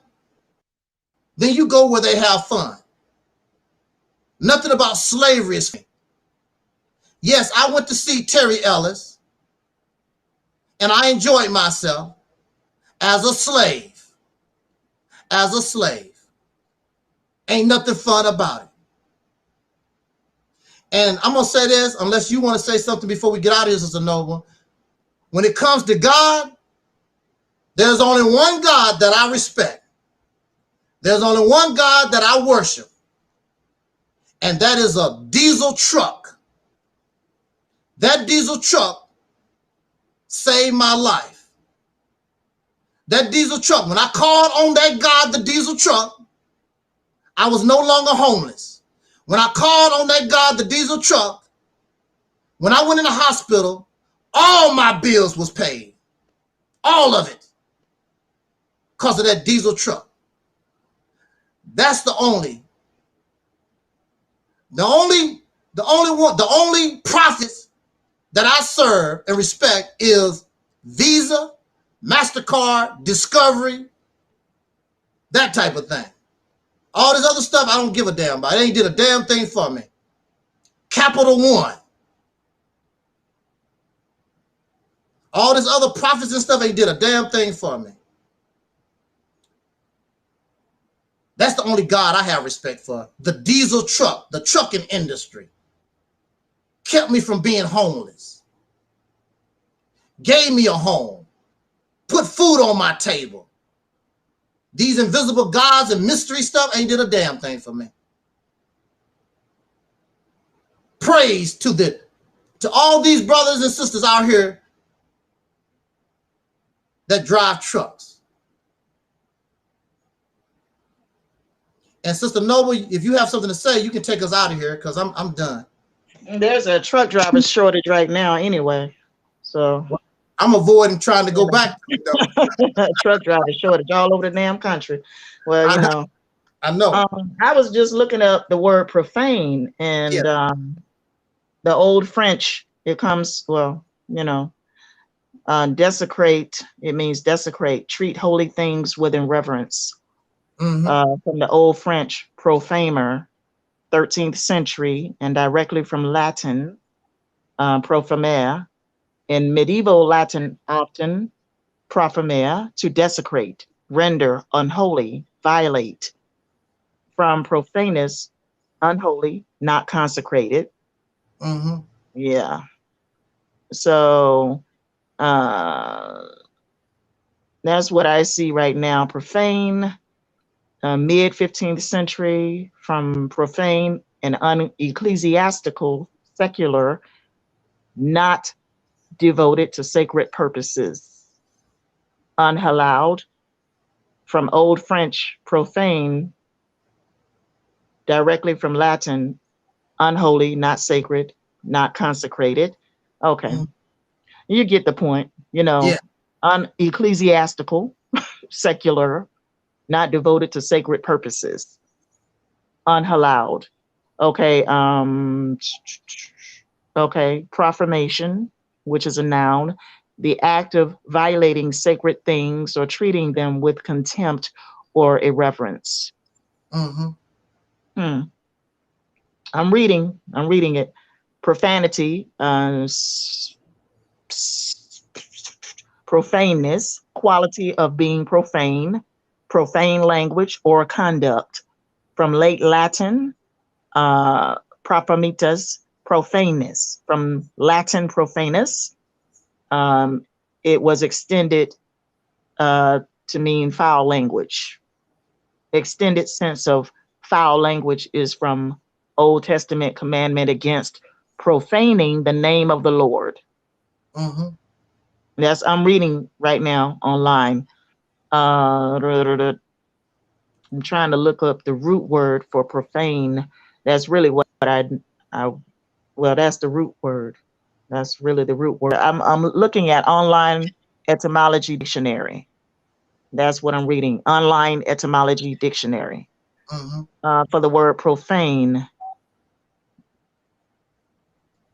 So I'm trying to get to the root word, but I guess that is the word, you know, I guess that's the etymology for the word profane. Profane also is an adjective, not concerned with religion or religious purposes. Secular, not holy because it is unconsecrated, impure, or defiled, unsanctified. Serving to debase or defile what is holy, irreverent, obscene, vulgar, not being among the initiated, not being among the initiated, not possessing esoteric or, well, esoteric knowledge, not possessing esoteric knowledge, not being among the initiated. Okay, obscene, vulgar. Yep. Okay. Oh. Okay. You know, those are just all the definitions that I saw. That's pretty much it, really. That's all the definitions I saw. I just had to look up that word. Anyway, it doesn't matter. I mean, because I'm gonna say what, you know, what I want to say. So I'm still gonna say what I want to say, regardless. But I'm not holding out hope for Black people. You know, you already know my position. I really don't have to repeat it. You know, I think we should all go into extinction as a group. I'm just being honest, and that's fine. You know, that's fine. It, you know, hey, you know, it is what it is. Yes. At this point, so, you know, I'm not, you know, I'm not optimistic. I'm not. No. But then again, I've been talking this way. This ain't nothing that I recently said. This has been something I've been saying for a long time now. Mm-hmm. You know, and I don't have any solutions, and I'm not offering no solutions. Mm-hmm. You know, and I understand that, you know, some things I have said in recent live streams may have offended you, and you know, I understand that, you know, but I just, you know, I don't change my position on how I feel. But then again, I'm not discriminating between the genders when it comes to assholes. Mm-hmm. That's the thing. See, I'm not discriminating between the genders when it comes to being an asshole, because I have been dealt a cold blow by women. Sure have. You know, I've been mistreated by a bunch of fucking black women. Yeah. And I always talk about this in live streams. I've always talked about this. I've written about it. All the stuff that I have had to endure from women, black women in Atlanta, Georgia. Mm-hmm. Even those in the church. Even those in the church. So you know, I'm not saying that, oh, only black men are assholes. I'm saying anybody can be an asshole. Anybody from every nationality. Right. Every socioeconomic background, every language can be an asshole, can be a sociopath or a psychopath. That's what I'm saying. Mm-hmm. And I feel like people need to, you know, just do their due diligence to protect their heart from an asshole. They need to do their due diligence. I'm sorry, diligence. Their due diligence to protect even their energy from assholes. Protect your fucking energy from assholes. Don't allow people to mistreat you and walk all over you. Right. And yeah, women do need to toughen up. Yeah, women need to toughen up when it comes to men. When it comes to men. Yeah. That's what I meant. When it comes to men, you need to fucking toughen up. Well, you know, some folks can't stand. You know, don't accept no abuse. Don't do that. Don't do that. You know, and yeah, I understand, but don't accept no abuse. Don't tolerate it. Don't put up with it. Get the hell on. I've never had to call the police on the man. I've never had to do that. Never. I've never had to get the popo involved in a situation between me and somebody I was dating. Right. Never. And I am 46 years old, going on 47 next month. Yeah, think about it. I've never been to prison, never been to prison, never been to jail, never had a DUI, a DWI, never had to call the popo on somebody I was dating because of this, that, and the third. Because I don't stay in abusive relationships. That's the thing. I don't have the I guess the patience. I just say that I don't have the patience for foolishness, and so therefore, I just get the hell on. Right. This ain't working out. I move on, and I get the hell on. I don't stay there long enough. I told y'all I don't stay in no fucking relationship long enough for somebody to put their hands on me. That's the thing. I don't stay there long enough to see if they gonna abuse me. Mm-hmm. Because obviously I can see the telltale signs early on. I can see the telltale signs early on. This comment, Sister No. Yeah, I understand. I can see the telltale signs early on. So what's the comment? If you don't mind sharing. So brother 85 was talking about his he was in a car accident. Good thing he's not hurt or anything. Yeah. And his car's in the repair shop, and he said, "Thank goodness for the white man's insurance." Yeah. Yeah. Well, at least he can afford to pay it, you know. Exactly. I said the same thing. Thank God for the white man's insurance, because if you was depending on these Negroes and all their talk, you know, see, that would be one of the first things we would do in Mississippi. We're gonna get our people insured, even if it's by the state.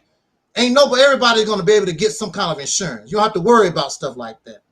Yeah, and can it be affordable? I would even go I would even go so far to get something done, even on a car, because we need that. We need our vehicles in order to live and survive. Mm-hmm. You know, help people with car insurance. I know. It needs to be affordable. It needs to be affordable. It needs to be affordable. Since a lot of things we can do, but see, all thing they want to do is have fun. So you know, I can't. You know, well, you know, just go ahead and have fun. Well, you know, I'm sitting over here in my crib, honey, chilling. I mean, you know, I ain't got time. I sit over here in my business, and I go to work, and I do my whatever, and I come home and my business and blase. And I'm not, you know, I'm not able to take no vacations and all that, you know. I'm on my own business. And then you got to get a shot in order to go certain places now. Sure do. I ain't trying to get no shot, honey. But you know, I ain't gonna expound on that, because you know I don't want YouTube to be tripping. So, and you know it, you know they own it nowadays. Surely. Dumb stuff. Yep. There is censoring the hell out of folk. You know. Yeah, I'm trying to avoid that. Trying to avoid that and avoid work. I don't want to go back to no work. Yep. It's real bad out here. It's real bad with these truck drivers, honey. I mean, because I know we're behind about 4 trucks now. Mm-hmm. We're behind 4 trucks at that store. And then when you come in the store, they don't have certain things because we're behind 4 trucks, you know? Well, I know, I mean, just the fact that you drive for that company, that's a rough company for places to go. They're not set up for those long tractor trailers to come in. They're not set up for that. Mm-hmm. And people, they like the fact, because I think with those type, if you was delivering to them, you can get home more often. But believe me, you earning it, because you got to go to some hellified places. Yeah.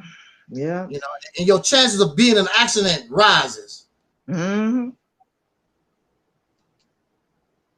DS said, DS says, Brother Ben said, following Farrakhan would fix these black issues. It's been 40 years, and ain't nothing changed. Farrakhan ain't doing no better than what he was when I was there when I was 18 years old. I see, and they still doing the same stuff. Who said that? Farrakhan gonna do what? Brother Ben said that following Farrakhan would fix all these black issues. Huh? And he's part of the problem. You know, feeding these people these fairy tales that, you know, that this God gonna come and do this and blah, blah, blah, you know. Yeah, you adding to the fuel to the fire.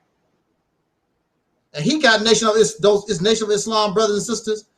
They all spookified. He's way outside the original teaching. I got a relative who was telling me that the white man is going to get punished after they die. That's not Elijah Muhammad's teaching.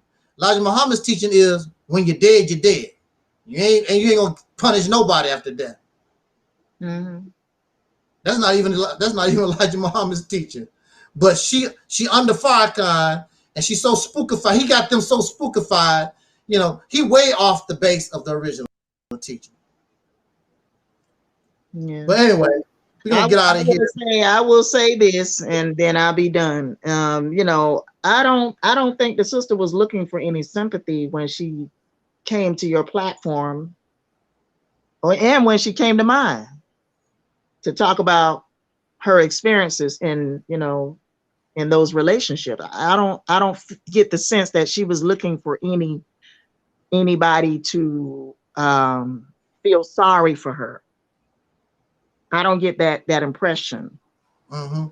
Because I've had conversations with her, and I'm like, you know, I was like, honey, I mean, I done told her some things, you know, I've had conversations with her, and I just did not get the impression that she was looking for any sympathy from you or me when she decided to come to both of our platforms and share her story of having almost died, okay, Right. and being in a situation where she had to go through physical abuse, or she stayed in a situation going through physical abuse.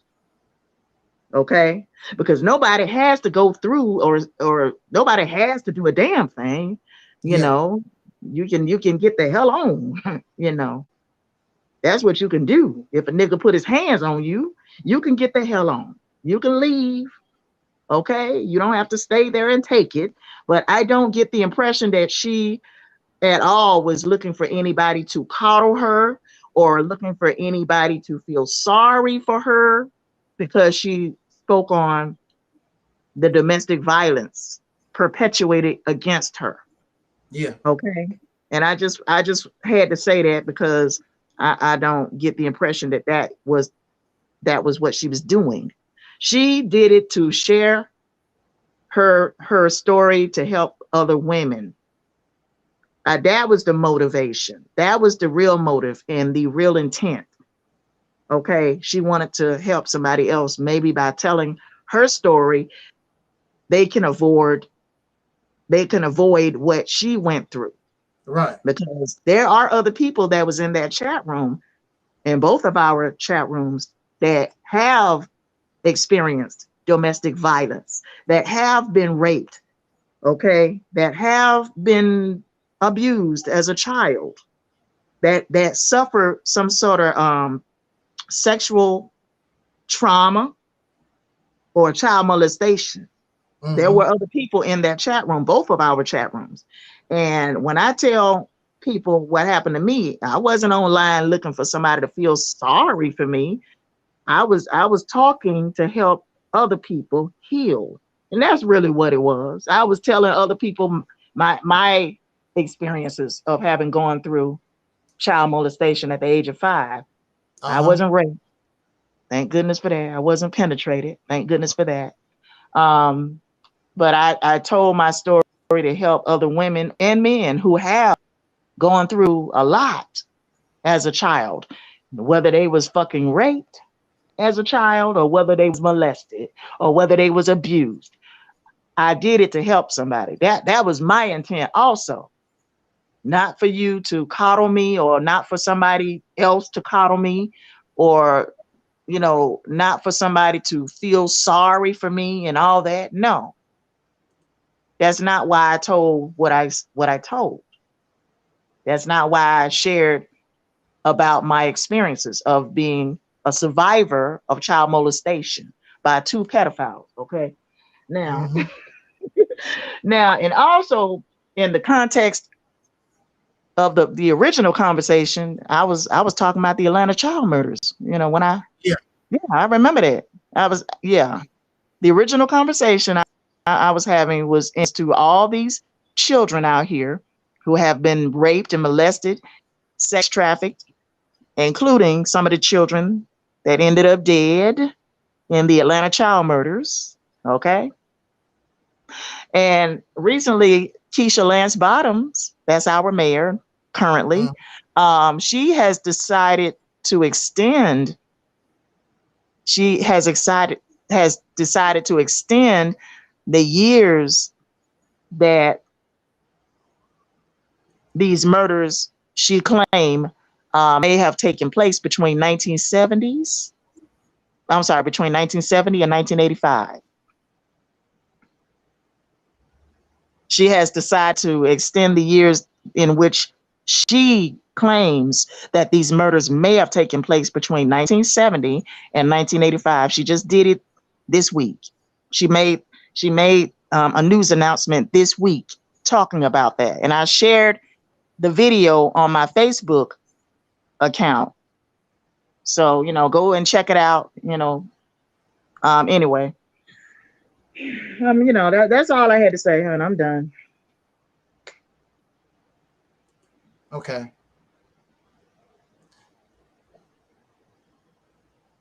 Well, this is Wednesday, right?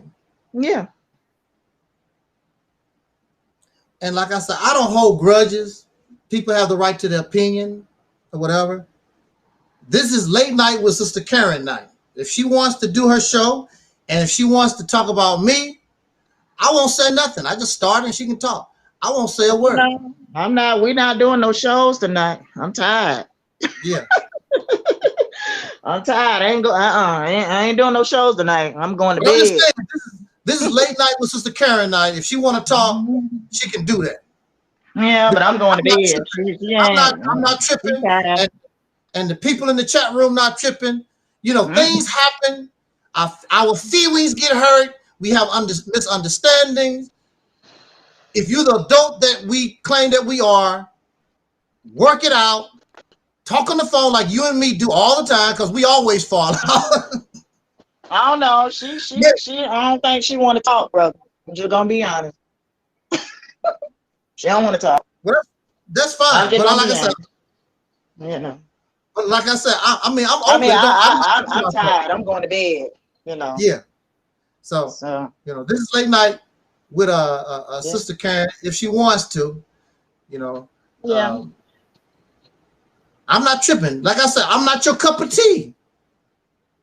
If I'm not your cup of tea, why are we, you know, just like Brother Gary. Brother Gary had all that inside of him too. Then he got mad and it all came out. So why are you hanging around me, Gary? You know, my movement, you know, what I'm talking about ain't going nowhere. Nobody listening to me. And, you know, all this stuff that you got in your head. Why are you hanging around me like that? Go where you feel more comfortable. He had to get really, really angry to express how he really felt.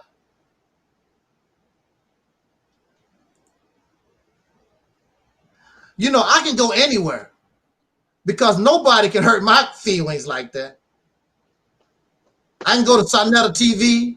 I can go to Tahaka Haken, whatever that channel name is. They don't want me back on Sonetta TV. No. But I can go anywhere. And you can say anything you want about the Mississippi campaign or whatever. I'm gonna hurt my feelings like that. And the thing about it, let's work on a solution as one. I don't care what you got. All I'm telling you is, I feel we have the best. These other things we've been doing for a long time, they're not working. And they don't want to accept that. They don't want to accept it. They don't want to accept it. And that's not my problem. But anyway, this is very sad. This is a very sad thing. I don't like it. But like my brother T-Ma say in Atlanta, it is what it is. You know, I don't hold any grudges. I don't hate nobody. And Sister Karen, always welcome to come here. But now I feel better because now it's all out in the open how we feel. You know, don't hold back. Tell me. And I feel better for that, actually. I mean, her thing, you know, and she said this, she already said it.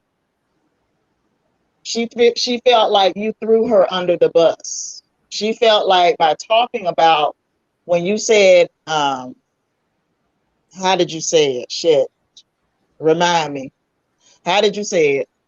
When you said, well, you know, boo-hoo, cry, you know, why, you know, you deserve to get beat or something like that. It was something like that. I can't even replicate it correctly. Okay, I'm just gonna be honest. I can't even replicate it correctly. You know, you deserve to get beat, you know, get your ass beat or something like that. To that effect. Yeah. She felt like you were talking about her in that instance. That's what she was saying. And it's not like she wanted anybody to feel bad about her being a survivor of domestic violence. Okay, but she felt like because she thought you and her were cool. She thought you and her were cool. She felt like, why is he making mockery of the domestic violence that I went through. That's how she took it from her perspective. And she said it, she already said it herself. She felt like you were, I guess, what's the word? Making light of her experiences as a survivor of domestic violence, because she did get beat down. She got beat down. She did get her ass beat, and she almost fucking died in the process. Mm-hmm. Don't have nothing. He body slammed her, and he like actually I said, I don't even know her story. Her. I don't even know her story because I wouldn't even listen to that. She said it on our platforms. You know, she spoke about it candidly on both of our platforms. I wasn't even listening to it. Okay, I understand. That's just like Guy Nollywood making light of me being sexually molested at age 5. Okay, I'm a little girl at age 5, and he's making light of that situation. Well, he's actually but talking. See, the thing is, I took, you know, that as okay, well, you know, but then again, I addressed it. When he made light of the situation, I came back and addressed it in a public way. Right. He was just talking, like he publicly tried to shame me. Okay. Right. I responded. He tried to publicly shame me, but I responded to what he said. I didn't cry. No, you didn't. But I did publicly respond to what he said, because it was, what's the word? He was shaming me for speaking out about my experiences. Okay, he was shaming me. That was the intent that he had in his heart. Yeah. To try and make me feel some type of way. You know, but really he just made himself look like an asshole. That's what he did. Mm-hmm. Okay. He made himself look like an asshole. He made himself look like, oh, you know, he just made himself look worse by what he did. By, you know, just, I mean, okay. I mean, but what if, okay. See, the thing is, I ain't the only one that has been molested as a child. It was other women. Other people in that chat room who had been molested, who had been raped. My mom was raped at 20 years old. I mean, women historically, if I'm really being honest right now, women historically have always been at the mercy of sexual predators in every society. Women and children in every society. Hell, if they rape the men, you know they're gonna rape the women and the children. That's in every society. That's in every human society. Okay, so when he came out and like publicly tried to shame me, okay, he tried, but he did not succeed in shaming me, because I'm not ashamed of what happened to me. I'm not ashamed of it. No. I'm glad I shared my experiences, you know, so I can help other people. Okay, not just women, but help other people. Okay, because there's a lot of men that have been raped as children, but a lot of them don't really talk about it as much. That's what I'm saying, you know. But that was a very sensitive topic, because she really almost died.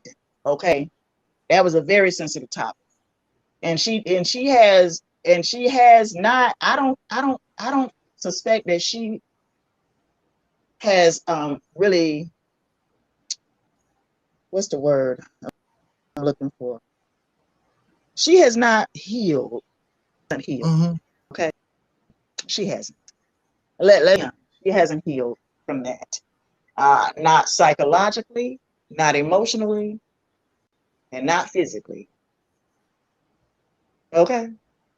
Now, me on the other hand, I was molested at the age of 5. I don't give a shit, you know, right now. See what I'm saying? Because I wasn't raped. But if I was raped, it'd be a whole different story. Get where I'm going with this? Right. If I had been penetrated as a child at the age of 5, can you imagine? You know what? And that is the issue that a lot of women today, that's a lot of the trauma comes from women being raped in the anus and vagina when they were little girls and babies. Okay? A lot of the issues come from that. The women that you see right now in the world, a lot of them walking around here with a lot of trauma, and they'll never heal from it. But they can learn to live with it.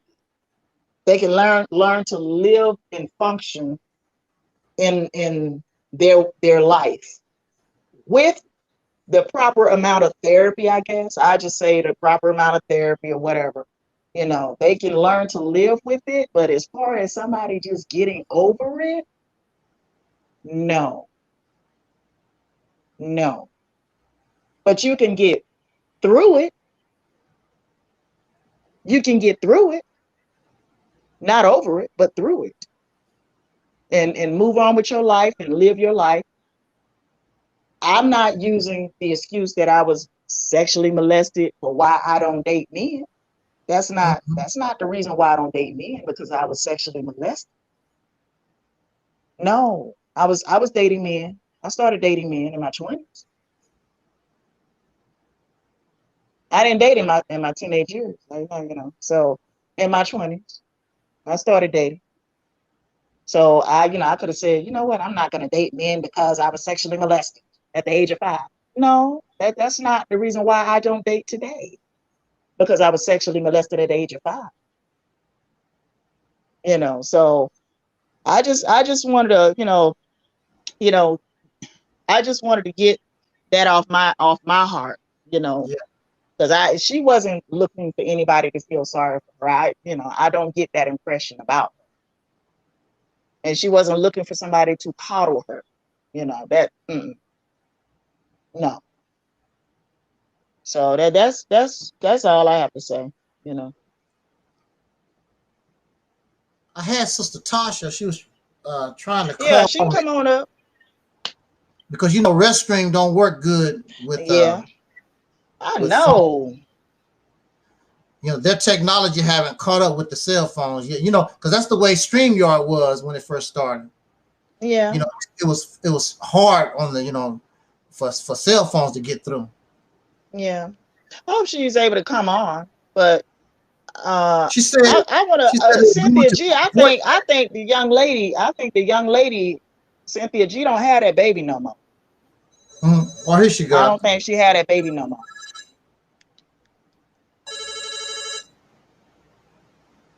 Howdy, partner. Hello, can you hear me? Yeah, if you could speak a little bit louder, because oh my God, my phone the speaker don't get it's too loud. Well, yeah, that's God telling me that I don't need to say a word then. I think they can hear you. Hold on for a minute. Hold on. Let me. Somebody called me and knocked my volume down. Okay. Let me go out and then I'm coming right back in. Okay. Okay. I'm gonna ask the chat. Hey, I'm gonna ask the chat. No, I'm gonna ask the chat room how good can they hear you? Can you just start talking and see? Okay, can they hear me now? Testing 1, 2, 3. Testing. Can y'all hear Sister Tasha?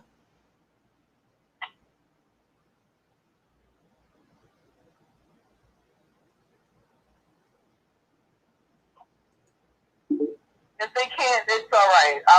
It wasn't meant for me to comment. Well, here comes Sister Nova. She'll be able to tell because I'm not getting any response from the chat room. Okay, I'm back. Sister Nova, can you hear us? Oh, they said I can hear you really good now, hon. You know what? I am so disturbed. I don't think I should even say a word, to be honest with you, at this point, Mr. Angel. Do your thing. Do your thing, and ain't gonna get no worse than what it is. Okay. I'm forced to, when I listen to Black people speak, and as a Black woman myself, when I listen to them speak and what it is that they say, it's about what they're not even conscious of. I'm so far removed from all of this sick, twisted, demonic, deliberate dysfunction. When people talk, I'm not even sure if they're even aware of what they're saying and how they're saying it and what they're saying without saying it. So, I mean, I'm just disturbed. I really am. But it's something deeper. It really is. But I'm not even sure how I should even go about addressing that, to be honest with you, Mr. Angel. Uh-huh. Okay, go ahead. Because you said what? I said, go ahead. Go ahead. I want to hear it. If you, and I'm not, this is not being insensitive. If you were a victim of some sort of violation, and you're not the only Black woman that does this, does it place you or make you better than other victims of this common, unfortunate dysfunction and predator action? If, as you had to slide in there, that you weren't penetrated, does that somehow, some way make your No, I said that because I wanted to be accurate when I describe my experience.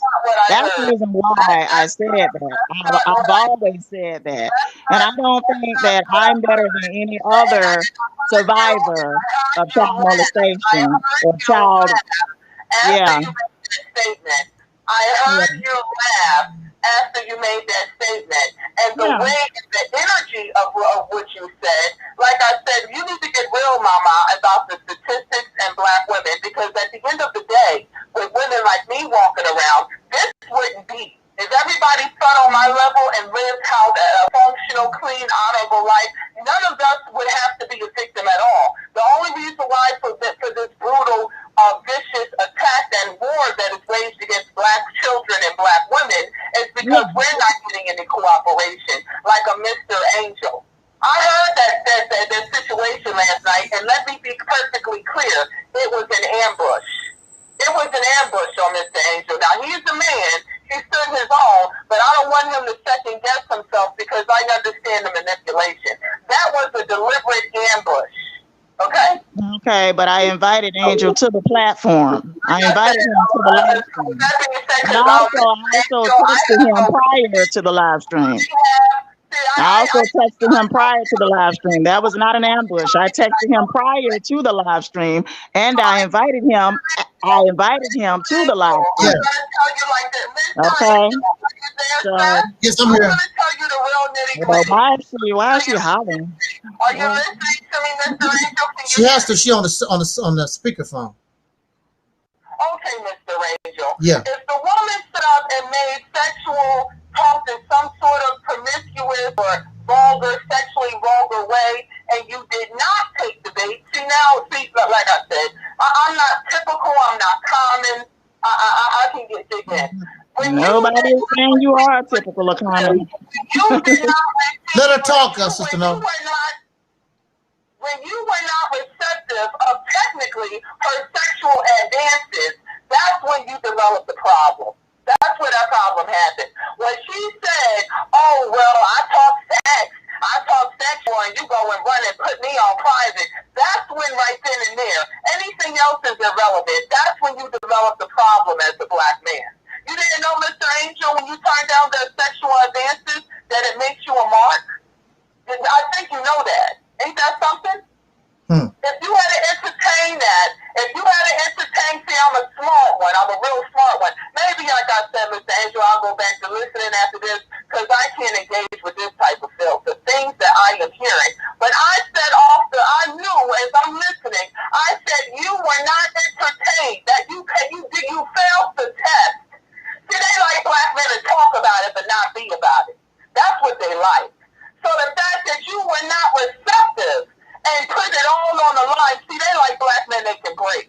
You understand? That's what they like. The fact that you were not receptive or turned on and entertained whatever sexual disgusting talk came out of her mouth, that's when you had a problem. I'm tired of these women. I am tired of these women. Stand down.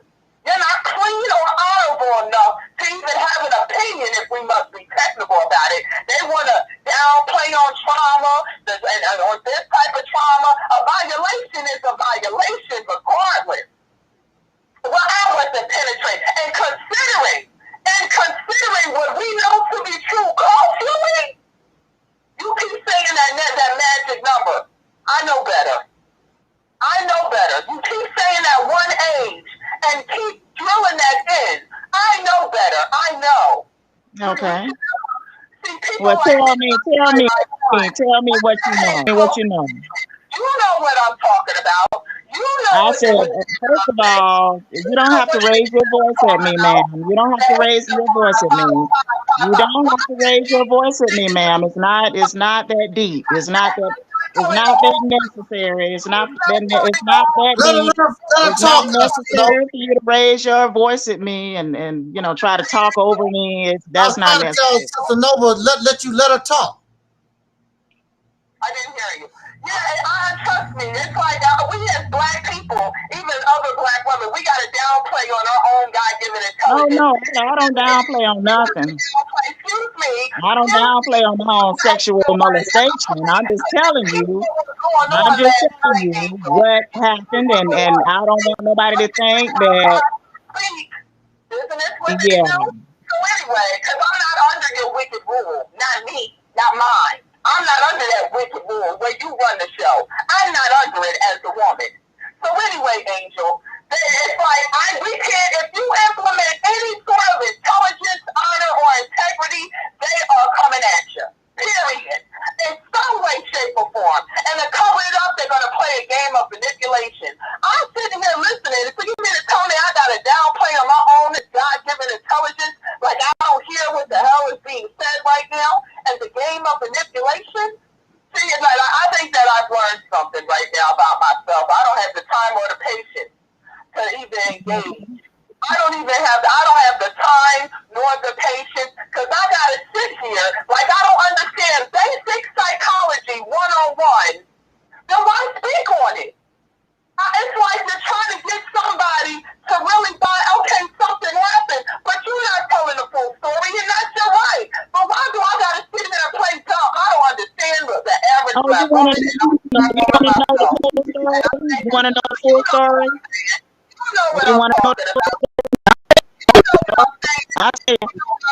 Look, lady, I know you. Lady, even know the animosity. I don't even know why you have this animosity toward me, really, honestly.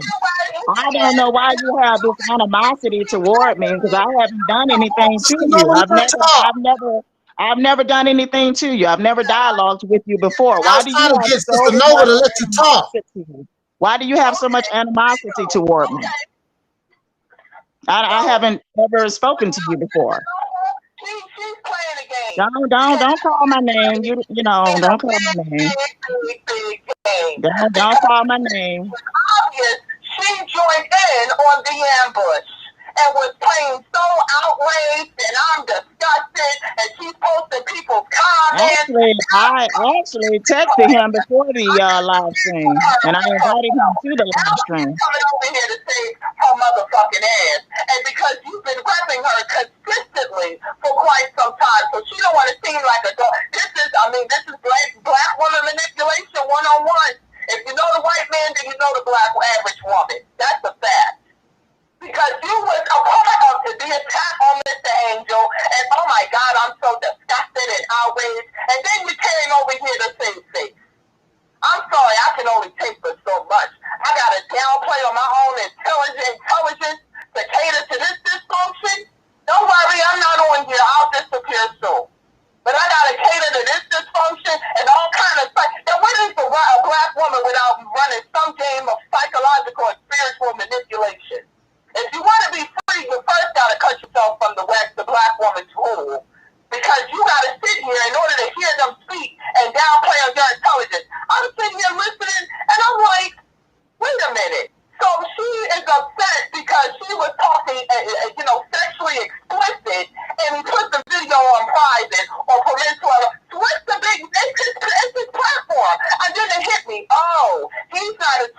black male. So he didn't go in here and get an erection and lose his mind like she wanted him to.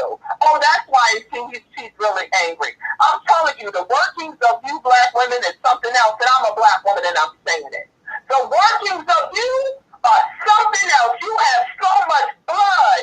You are not qualified to speak. You're not. You're just hoping for a good cover. You're just hoping for a good cover with your deviant deeds. I'm sitting here listening to this, and I'm like, I got to downplay on my intelligence when listening to this madness, this sick psychotic manipulation. My God. Lord, ban black women from my life. Please, man. Where's the manosphere? I'm not a lesbian enough, but where's the manosphere? Where can I go to escape them? Because wherever they go, the problems go. Wherever they are, manipulation, and there was something deeper. Oh, he turned down her sexual advances. Bingo. Just like a Jezebel. Just like a Jezebel. Oh, okay. So you had to pick something because you were technically mad because he's not a typical and behaving like a typical black man that you can rule over. Let's talk about it. Let's talk about it. And then you're sitting here talking about your supposed trauma. Yeah, I can say that based on the psychological game, you just played with that. And then you keep saying certain things. Well, I wasn't penetrated. I mean, and if you want a violation, according to you, still happened. What kind of demon are you? Hopefully people understand what I'm saying. If not, I don't get it. It's like, and for those who maybe was penetrated, is your trauma somehow better than theirs? What is this psychosis? This is why nothing gets done. That's why nothing gets accomplished. Mr. Angel turned down somebody's sexual advances. Their illusion of desirability. He didn't fall for it. He's solid in his position. No matter what you think of what he's doing, no matter how you think it may not go anywhere, and this and that, that's your opinion. But he's solid. That's why I listen to him. He's solid, and you black women can't stand it. Let's tell the truth and shame the devil. He's solid, and you black women hate a solid black man because you want one that you can roll over and turn your nose up and act like it just plays his illusion of masculinity. Well, this man's masculinity is intact, and y'all sitting here playing with that. You see what you do? You see what you do? Oh, okay. Oh, okay. So don't blame Mr. Angel, blame me. Blame me. I know what the hell I'm sitting here listening to. Don't blame and take it out on Mr. Angel. Blame me. Because me, my kind, my tribe, we out here. And like I said, it's repulsive. Then I heard the same woman sit up and talk about, and it goes to what you were talking about earlier, Mr. Angel. Oh, yeah, why y'all trying to stop us from having a family? And what the hell did this woman say? Do you remember that, Mr. Angel? Yes. Everybody's trying to stop, and if I'm going in too much, please stop me, Mr. Angel, because this is your platform, and these wicked people will fight dirty and act like you have something to do with what I'm saying. If you want me to stop, I'll stop. No, I mean, you have the right to your opinion. You can express that. I thought that everybody here. Okay. Well, I guess not, because you got attacked for your own opinion. Yeah. So, and I didn't even agree with the opinion, because I'm not going to sit up and I'm going to do everything I can as a woman. If I'm in a situation, I don't want to tussle with a big should nice still dude. I don't want to do it. You see, but you're a man. You're speaking from a man's standpoint, because you know these abusers out here are punks. You know that as a man. But we're women with a smaller physique, and we think about the physical weakness, so we can't fight back. But I knew exactly what you were saying. So then she's talking about, well, why can't we? I know who she was going at, too. Why can't we have a family and have kids to make us happy? Kids ain't supposed to make you happy. Kids is not here to make you. That's the problem. That's why you walk around with nasty attitudes, being nasty to everybody where you work at, Verizon, motherfucker. Every time we got to deal with you, the public, you're miserable, and we got to suffer because you bit off more than you can chew. Children does not define your femininity. Being a mother does not define womanhood. Why continue to keep this trash going? It's not working. enjoy the dysfunction and the failure. I don't understand these people, Lord. I'm better than this. I really am. Not saying talking about you, Mr. Angel. I just don't get it. Like the wickedness, the illusion of femininity and the wickedness. Like, and then you wonder why nothing gets done. Nothing gets accomplished. Well, and then she said we was happy slaves. We had a good time. Am I lying? Am I lying? Mr. Angel, was that not said by the same woman? Who was that again? Who is it? The one that made that with the ambush last night. Did she not? Black people know how to have a good time. When Right. We were still, right. She said that. She said that. Oh, okay. Yes, she said that. That's the mindset.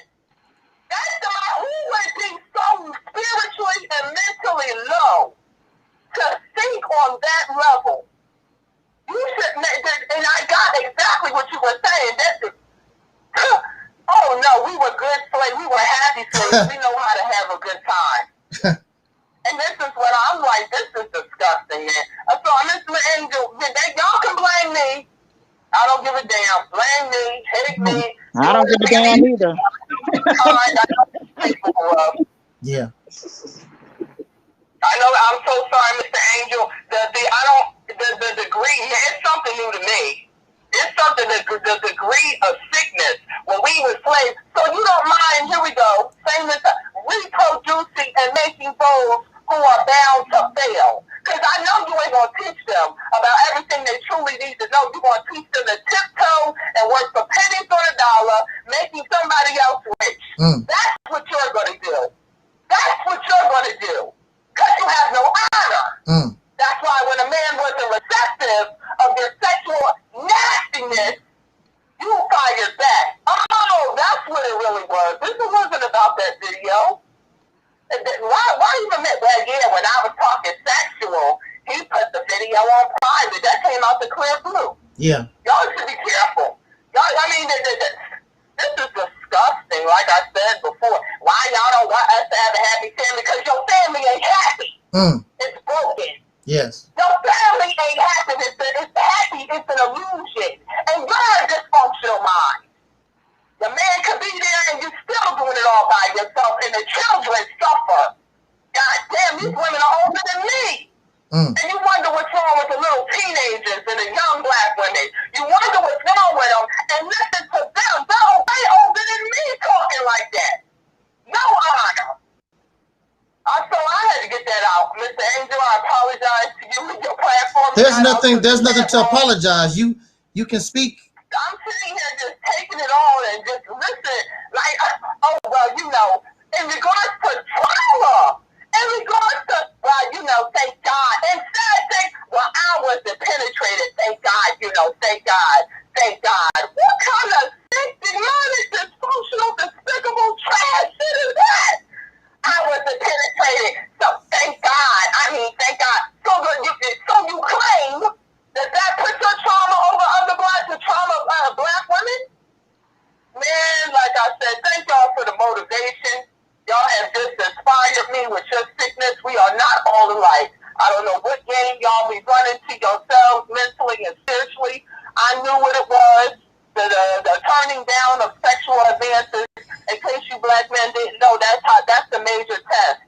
Because as soon as you can show that strength, they hate your guts. If you want to know the average black woman, study the white man. And that's a fact. Tell me I'm lying.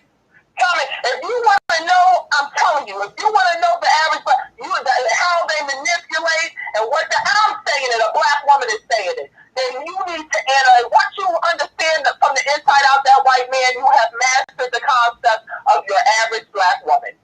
Tyranny and dysfunction. They keep adding to. How are these women so horny in these deplorable conditions? But like you said before, they were horny on the plantation. And they keep trying to exhibit their sexuality for the illusion of desirability. The illusion of it. Still deemed undesirable to the point where your race of men are dogging you out all over social media and have been doing so for over 10 years. But you just want the illusion of desirability. Meanwhile, you're a baby mama and your children inherit nothing. Okay? So I'm going to go ahead and get off the line with that. I couldn't take it no more, Mr. Angel. I don't know, maybe I should let y'all do your lives and then just come back after that so I can't go snap and go off. To hear the type of filth, the type of, well, I was the pit. So what about those who were? They should feel less than? But this is the womb of the race. Listen to them. This is the womb. Let me tell you something. This is disgusting. Whether you like it or not, you would rather us end up dead. You would to see, especially black women like myself, successful and flourish, bouncy, light on my feet, honorable. You'd rather see the race go extinct than to sit up and close your legs, get up off of that back, and start rewarding bad behavior with that sourness between your legs. You'd rather us go extinct before you see black men be black men and black women be black women. You are the enemy. And nobody else has told you. I'm telling you, you are the enemy. Ma'am, I've been closed my legs. Psychological warfare. You're waging psychological I've been closed my legs since 2013, honey. I don't know who the fuck you think you talking to, but baby, I am not that one. I'm not that one. I've been fucking closed my legs since 2013. So I don't know who the fuck you're talking about. Are you talking about Karen? Are you talking about Cynthia G? Are you talking about Tony 2KO? Are you talking about Angela from the Woman Sphere? I am not intimidated. Are you fucking hollering and shouting and talking over me? I'm not intimidated by that at all. I am not fucking afraid of you. You not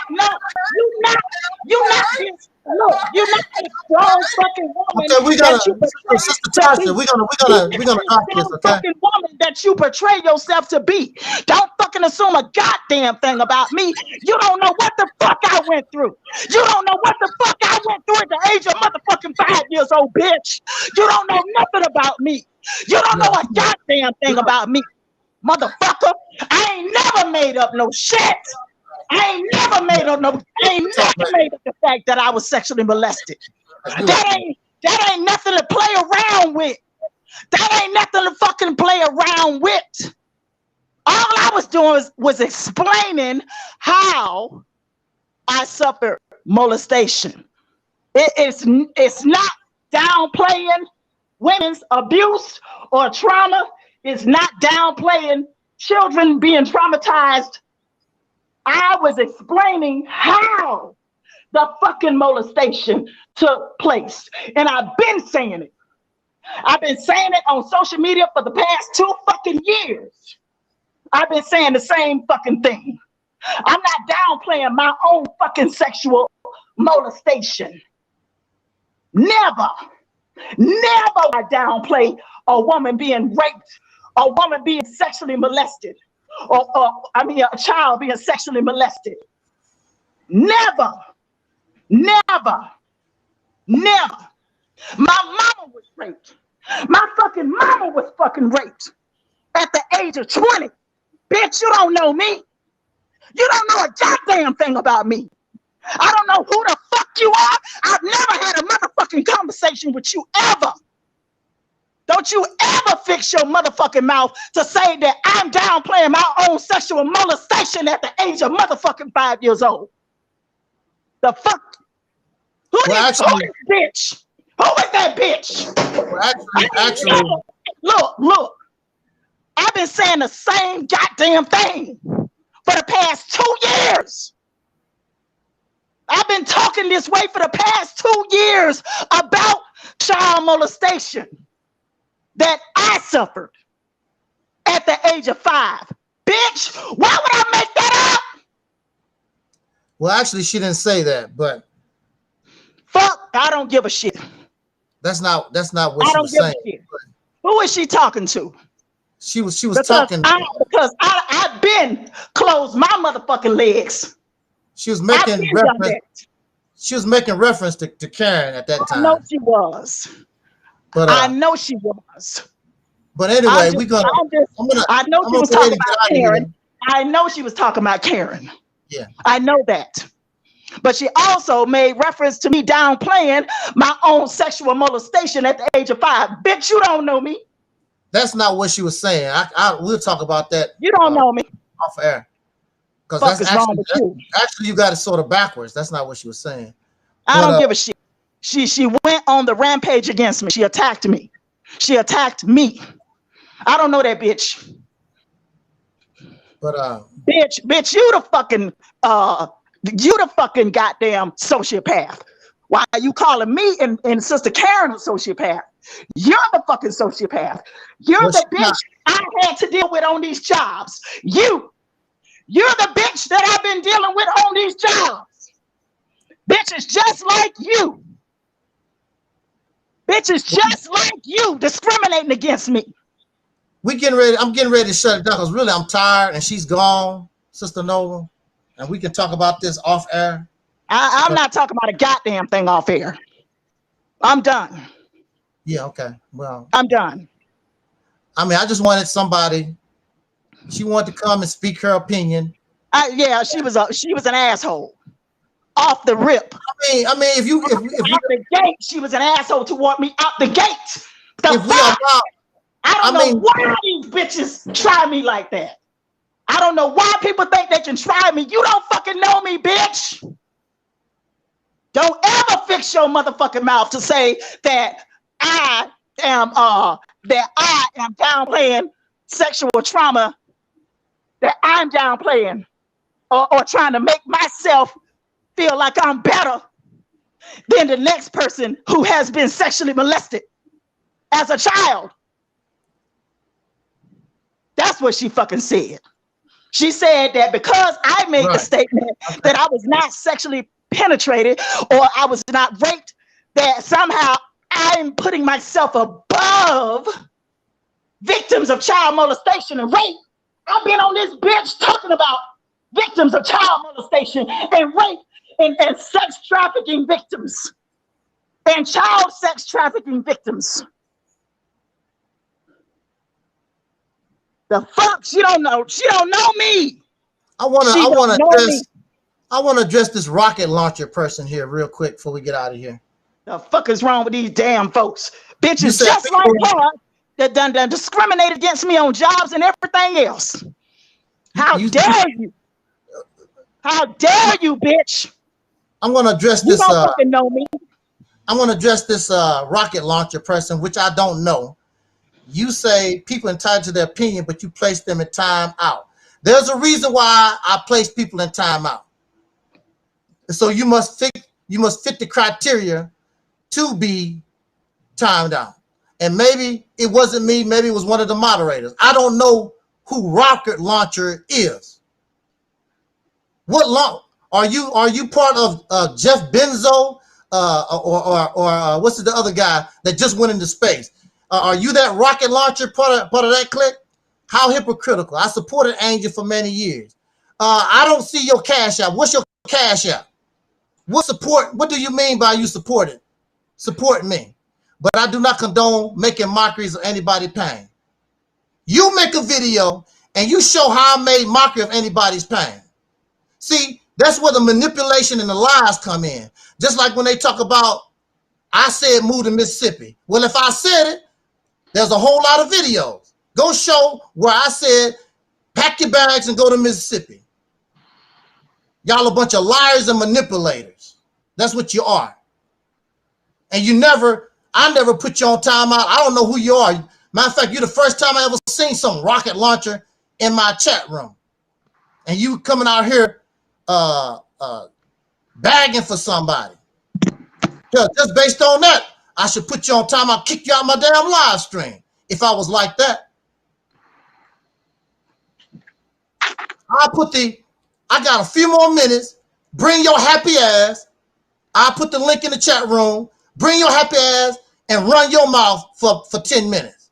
Come on up in the live stream, honey. Rocket launching. Come on up in the live stream. Come on up in the live stream. Come and rocket launch your ass into the live stream. You can show nowhere where I made mockery of nobody's pain. You're a liar. And when I made my video, I spoke in general. This world does not belong to no one person. It's a whole lot of folks in America, especially, who have suffered trauma. And then while you want somebody to cry for your happy ass, you hurting somebody else and don't give a damn about their trauma, their hurt. You can kick rocks. Y'all some fake ass frauds. I'm gonna put the link here. Yeah, put the link up there. For this rocket launcher. Come on, put the link up. Think somebody's scared of her motherfucking ass. Hey, honey, you don't intimidate me. It's all right, bro. She was just speaking her. I fear no man in this bitch. Alberta. And no woman. Expressing her opinion. That's all. I fear no man or woman. The fuck? She don't know me. Well, people don't know me, but they go after me all the time.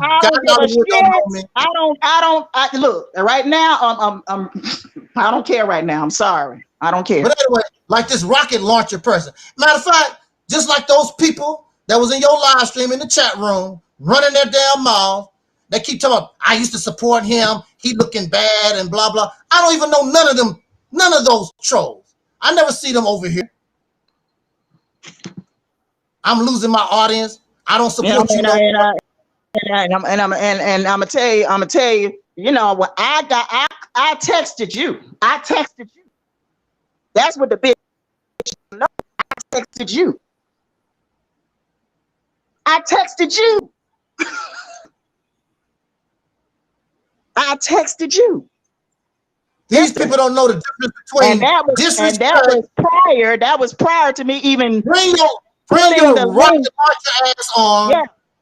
Yeah. You don't know what in the live stream, rocket launcher. Come on in the live stream.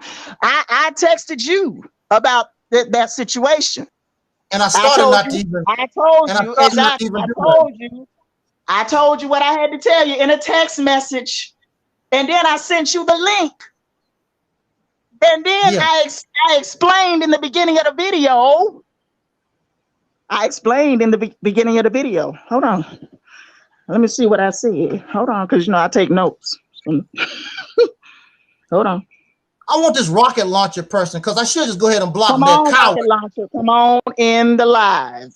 Come on in the live.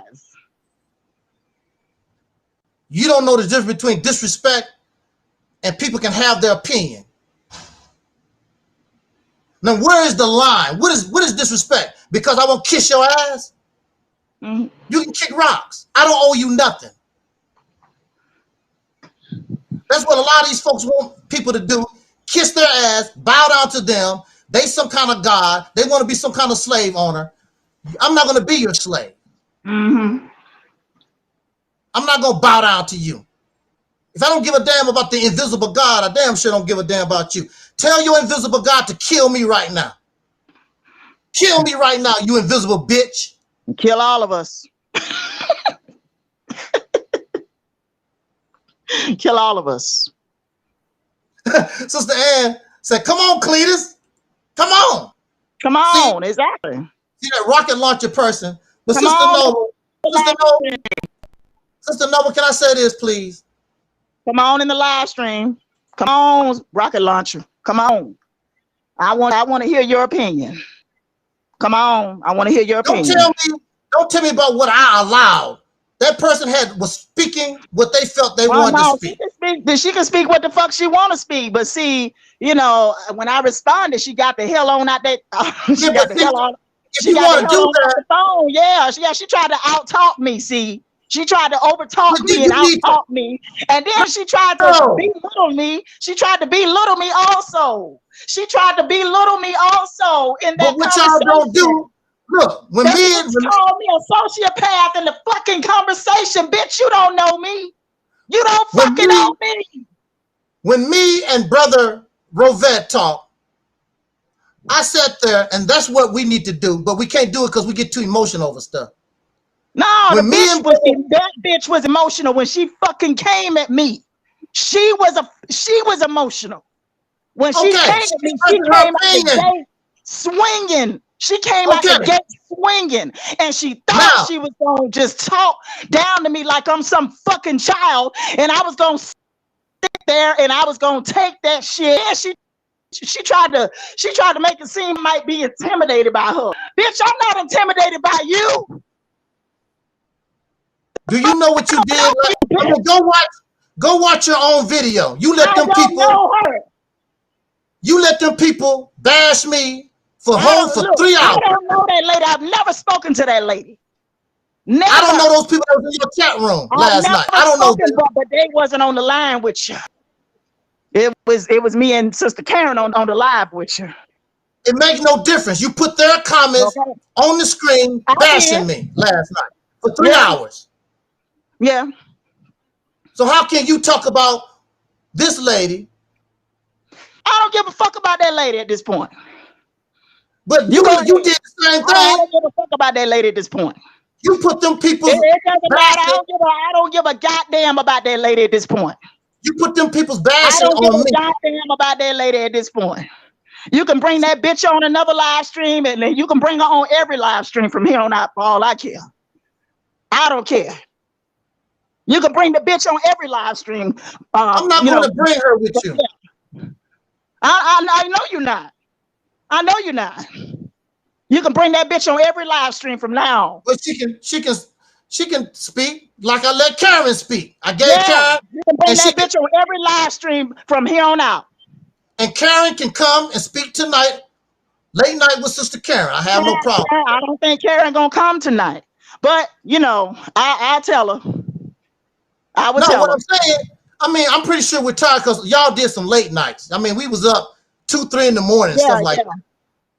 But what I'm saying is, if I'm not your cream of coffee, I mean, if I'm not your type of guy, you know, just go where you feel more, where you can do that. Who are you talking to? You talking to me or you talking about Karen? Karen. Okay. Karen. And she can do late night with Sister Karen until she get her channel together, and she can do her thing. I'm not doing no late nights with Sister Karen. I'm gonna bring her on just when I do my live streams. Yeah. I'm not doing no late night. I'm not titling nothing late night with Sister Karen on my live stream. I know that. I'm just gonna bring her on as a guest. I'm just like we've been doing. Just gonna bring her on as a guest. Right. But what I'm saying, when she get her, she can do her own. She don't. And she's gonna do that because I don't have no problem. See, this don't bother me. She don't. I don't get emotional like that. I don't hate nobody. I don't hate her. But what I said, I was not talking about you. And I don't like you accusing me of something, and I'm telling you, I wasn't talking about you. But you're going to insist, yes, you was. Now we got a problem because you're calling me a liar. I did not put her name, again, in the title. I did not mention her name in the live stream, not one time.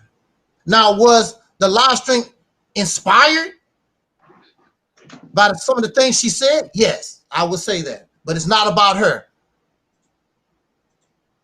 It was about a mindset of people who listen to Cynthia G. That's what it was about. I mean, I listen to Cynthia G. I listen to Tanya TKO. Sometimes I listen to Sinetta even now. Yeah. Ain't that something? Still listening to him. Still listening to him after everything that done happened. Sometimes I listen to him. I don't listen to him all the time. Sometimes I listen to who else I listen to? I listen to the Woman Spirit podcast. I just started listening to that. I listen to Tommy Sotomayor. Sometimes I listen to Tariq Nasheed. Sometimes I listen to somebody else I listen to a lot. I listen to you. I listen to I don't listen to Lynn and Honor all that much, but I do tune in from time to time.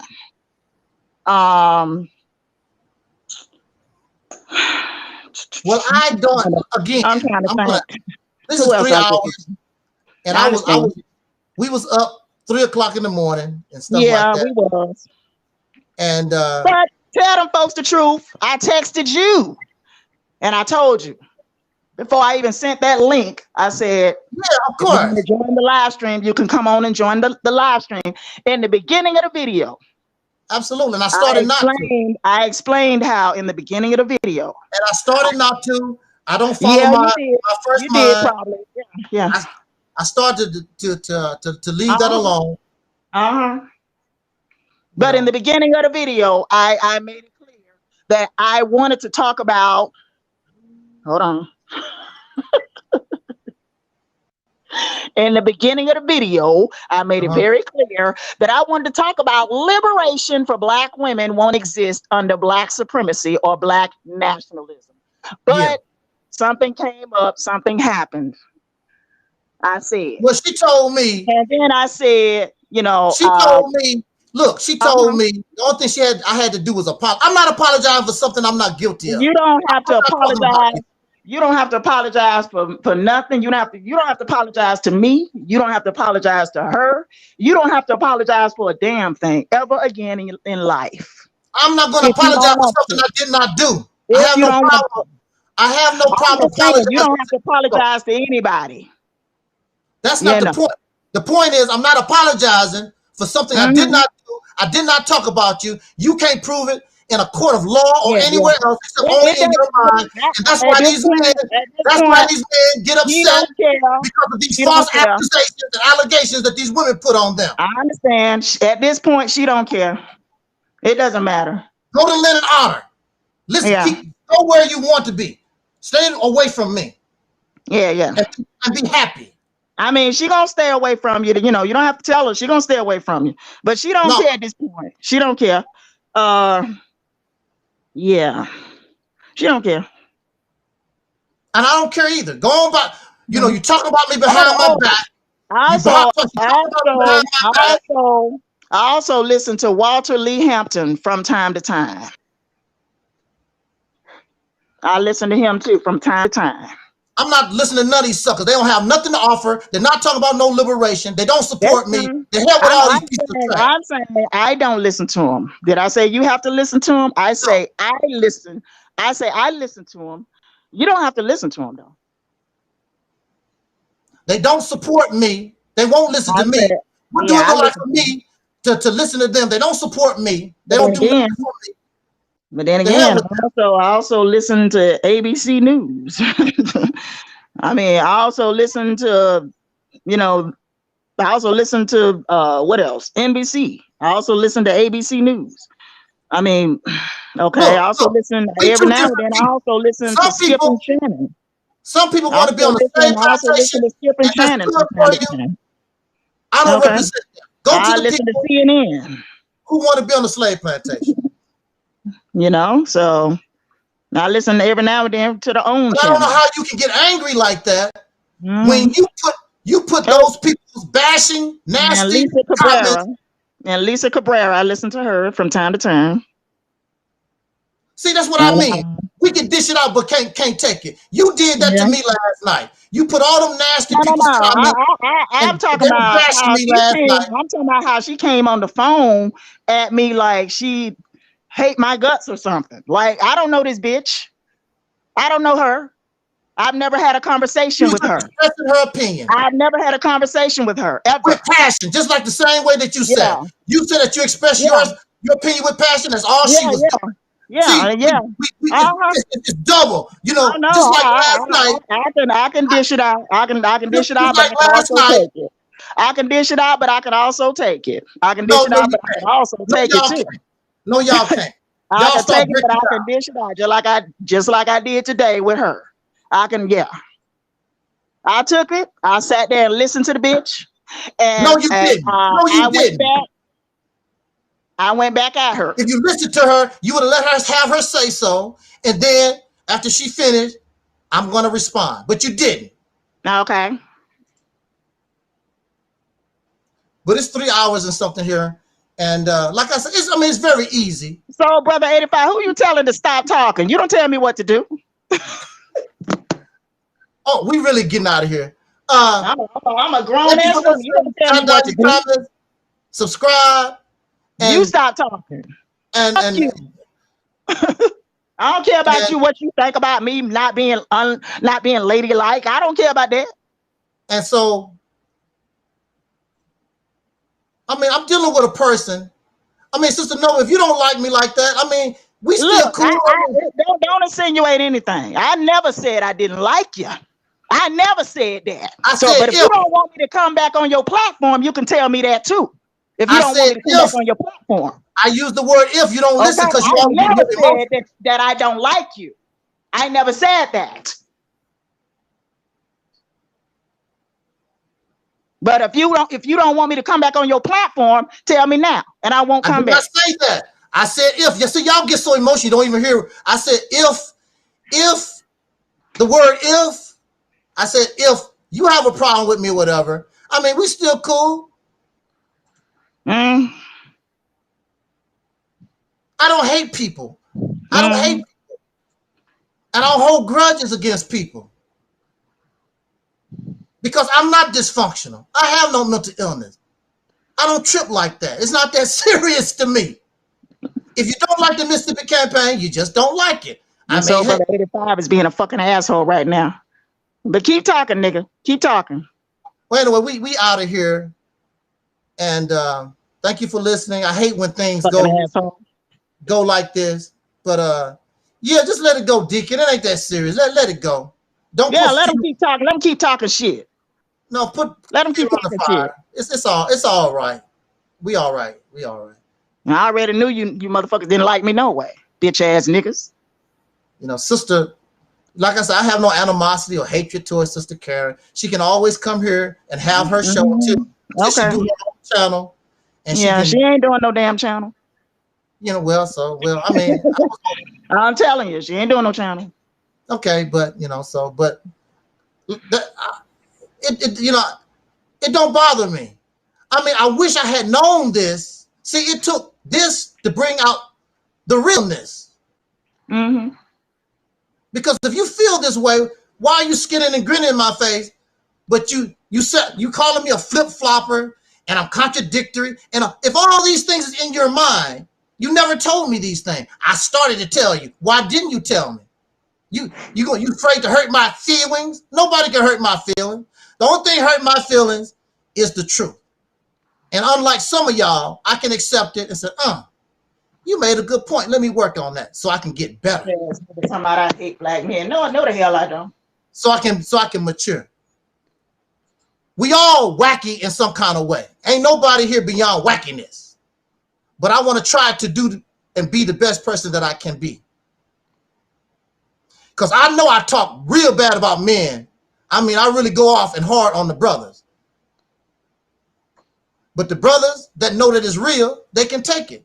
The ones who want to keep living in la-la land, I got to go. I want to go somewhere somebody else can stroke my ego and coddle me and stuff. Bye. That's the reason why we can't. I'm glad I don't let folks know everything about me, because honey, they'll throw it back in my face. They'll throw it back in my face. Exactly. I'm glad I don't let folks know everything about me, because they will throw it back in your face now. Right, on social media or wherever. Yes, they will. Yeah. My intent when I came to YouTube, I just wanted to talk about the injustice of the mental health system. Of course, as you know, they done thrown that stuff in my face for years. Matter of fact, just the fact I drive a truck. So what? I drive a truck. What? Why are you mentioning that I drive a truck? So what? Anything they can find, when they don't like you, they're going to bring it to you. But that's social media. That's how it goes. Right. Sister, I was just talking about on a other video, I was just talking about men with long hair and blah, blah, blah. And Soul Brother 85 and Twin, they have this long hair. They didn't trip off what I was talking about. They didn't say, I'm a man and be all defensive and whatever. They didn't trip off. They let me have my opinion. That's my opinion. Soul Brother 85 said he laughed about it. We take things too serious and we get too emotional over stuff. and we don't want to accept the reality that we are that. It ain't that serious. Sometimes, I mean, just laugh crap off sometimes. Oh, wow, they went off on me. And laugh it off. Might not see this person again in life. Who gives a damn? Now, our problem is this. You and me, you have people like Guy Nollywood and Aquan stalking us. That's a whole different ball game. They're not offering their opinion. They are harassing and stalking us. That's a whole different ball game.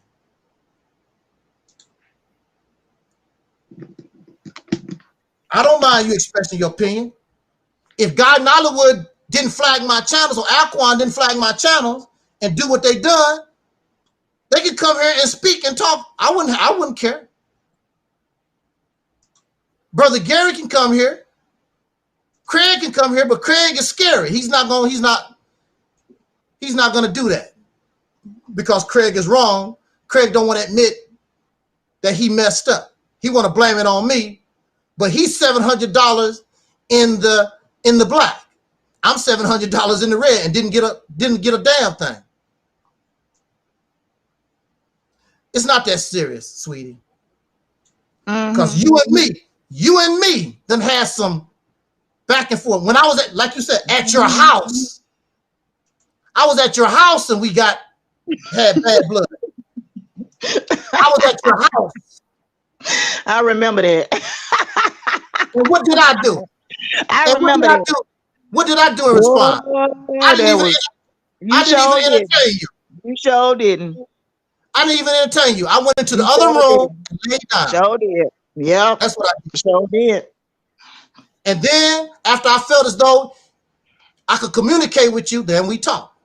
Yeah, yeah. That's what we did. That's what I did.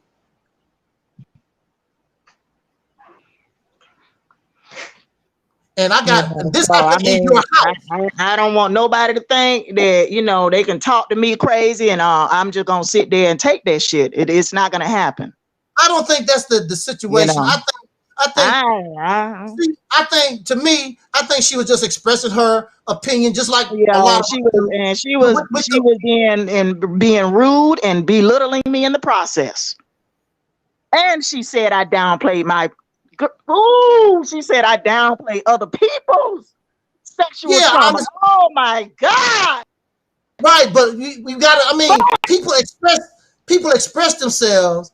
Let them express themselves, and we got to learn how to be cool, calm, and collected. And my mom got raped. My mom got raped. My aunties got raped. Yeah, my aunties got raped. Well, I understand, but see, we can't, and just like Dr. Neely Fuller said. And then she said, I'm gonna tell you something else she said. She said, well, you know, does that mean that you're better than those others who have been raped? Hell Sister no, Noble. Sister Noble. I didn't want to be raped. Sister Noble. Yes. Let people, see, that's the problem here. People don't have the right to their opinion. That's why people are angry at me. People are angry at me because I don't have the right to my opinion about Pan-Africanism or their God or whatever the hell it is. They get angry at me. I mean, why I don't have the right to my opinion? You have the right to yours. Why I don't have the right to mine? She was expressing her opinion. And she was emotional and hyped like we are. Yes. Like we are. And she was belittling me in the process. And she was accusing me. She was accusing me of downplaying other people's fucking sexual trauma. The fuck? Well, I've been talking for the past 2 years on social media. Yeah, but see, the thing about it is my child molestation, but other people's fucking sexual trauma. Look, and trying to help other people. There's no, I understand that. Let her do her speak. And when she's done, and she was almost ready to be done, now I can. Yeah. And then she said, you can address me. You can address me. Well, bitch, I addressed you. I addressed your ass. You can address me, not Angelsnupnup7. You can address me. Well, bitch, I addressed you. Dr. Neely Fuller Jr. said, if we don't know how to talk to one another, we shouldn't talk to each other at all. That's what he said. And I agree with him wholeheartedly. Mm-hmm. Because we can't handle each other's critique.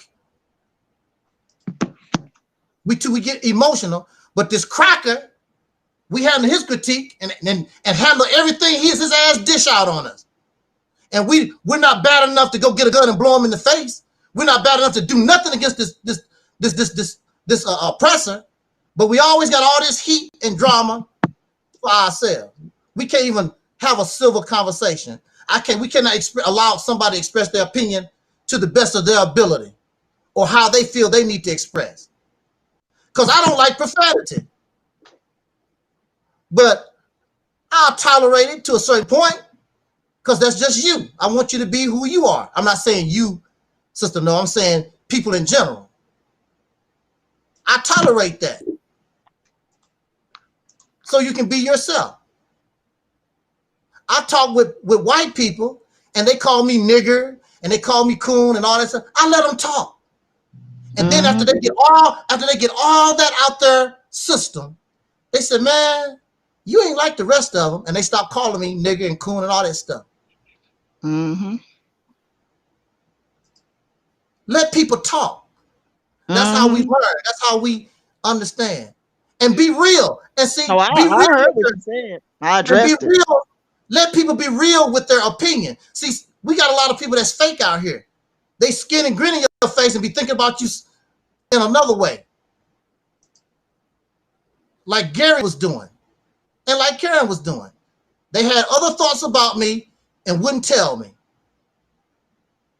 That's not right for me. That's a disservice to me. That's not being a friend to me. You could talk to Brother Taalik. Brother Taalik would tell you, I'm not the greatest person to get along with. But I keep it real. I speak my piece. I go to Brother Taalik and I tell him, hey, you know, bruh, you know, this might be hurtful or whatever. I'm just gonna have to tell you how I feel on the real. So he know how I feel. I'm not skinning and grinning his face, perpetrating a fraud. Just like whatever I said to Ingrid, he was talking about you or whatever. Whatever I said to Ingrid about you, I would tell you. I'm not hiding some kind of secret. And if you notice, she didn't say what it was. What was it, Ingrid, that I was saying about her? Because chances are you done already heard it before. Then a lot of people want to get in your business. What's going on between you and Sister Nova? You know, they nosy. They want to get in people's business. None of your damn business. What's happening between me and Sister Nova or Brother Taalik, or what's happening between me and Sister Karen? I don't go around telling what people say or do between you and I. I don't do that.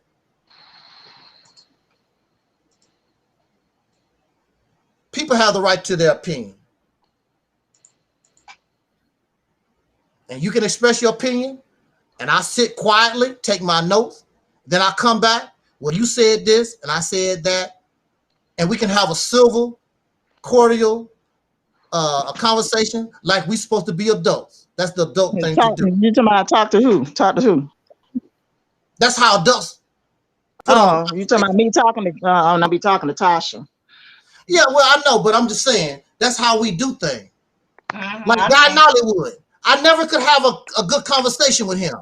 He start calling me a coon and a Sambo. See, and then I'm supposed to sit there and take it. No, hey, bitches think they know me. You don't know me. You know? I'm gonna fire back. But anyway, I hate when bitches think they know me. We're 300.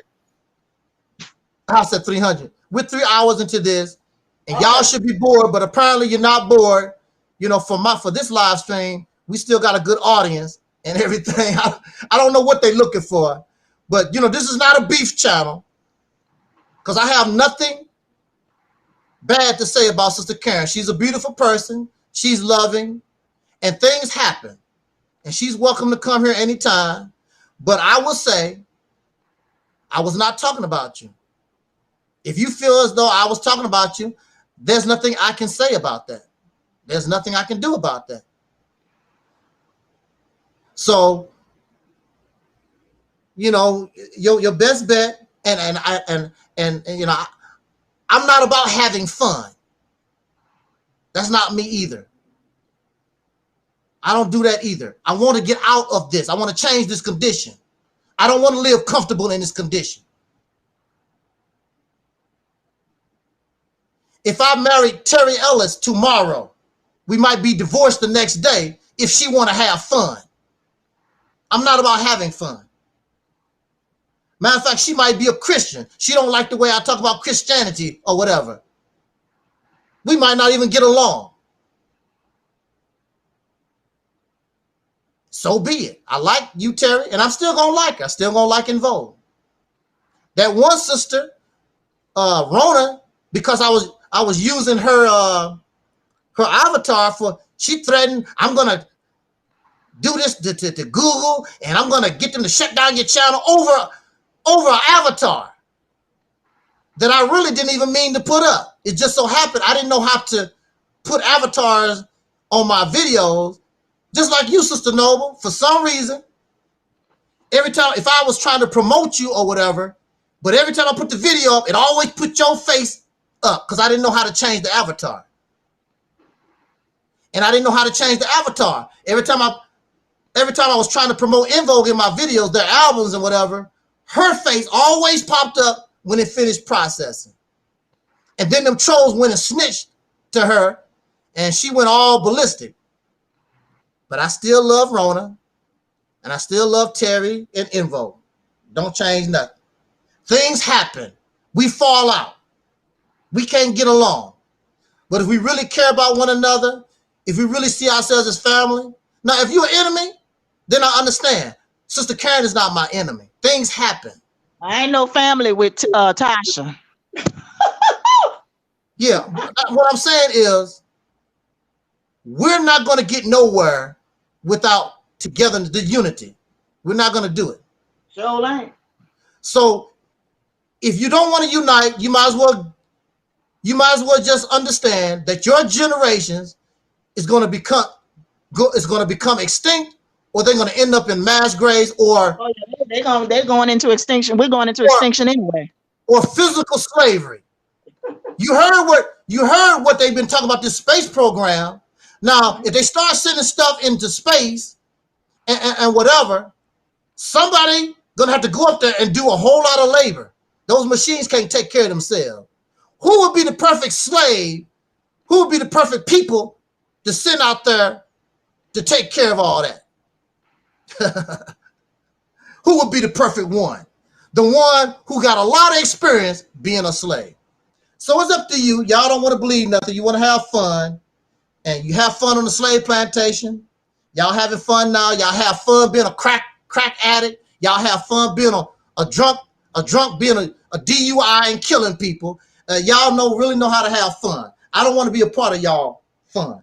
I want to get out of jail once and for all, make my own laws, control the water, control the electricity, control the land. I want to be able to be independent. I want to be a man for a change, not somebody's funky puppet.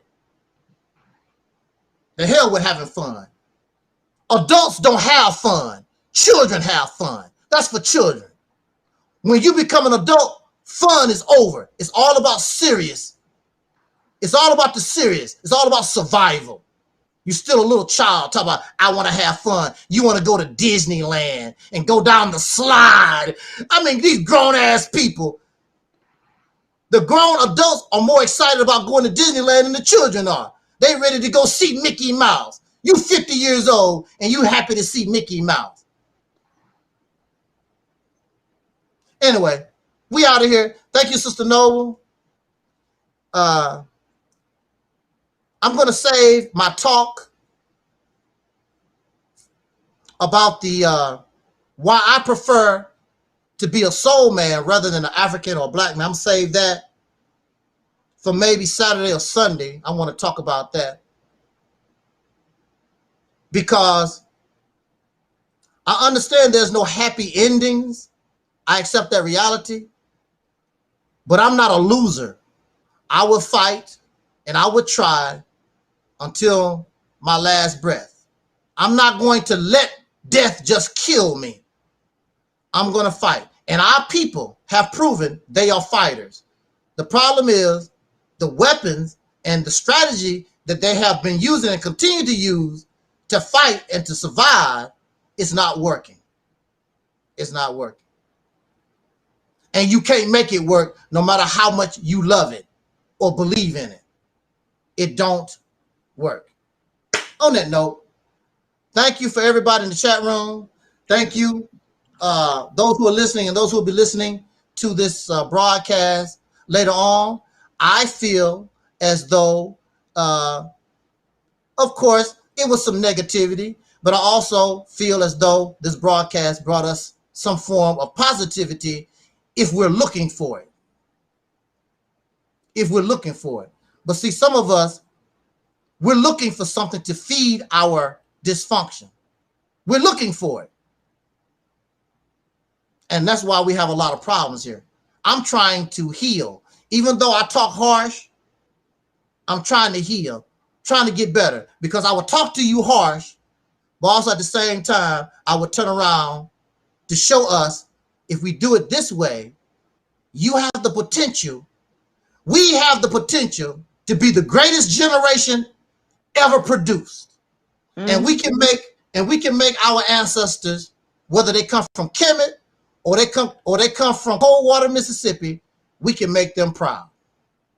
Thank you for listening. As our soul brother from another mother, well, actually the same mother, I would guess you would say, Don Cornelius, may he rest in peace. Can I say this before you go? Can I say this? Because it's on my mind. Can I say it before you go? Can I say this before you go? Because it's just on my mind. It's on my mind. Okay. Okay. No, I did not ambush Angelsnupnup7. Okay. I texted him prior to sending him a link to the live stream to let him know, to express how I felt about what he did and what he said or allegedly said. Okay. I'm going to use the word allegedly here about Sister Karen. I texted him. I let him know straight up, this is how I feel, this and that, and the third. And I sent him a text with the link, inviting him to the live stream. Okay, go back and listen to the beginning of my video. Go back and listen to the beginning of my video. Okay, and I specifically explained I wanted to talk about, liberation. What's the title again? Let me get this title. I wanted to talk about liberation for Black women won't exist under Black supremacy or Black nationalism. But tonight something happened and we must address it. Go back and listen to the live stream. It was no ambush. Okay. Whatever I got to tell Angelsnupnup7, I can either text him or I can call him and tell him. Okay. Now, the ambush would have been if I didn't say a word to him and I just invited him on the live stream. That would have been the ambush if I didn't text him or call him to express what I was thinking prior to the live stream.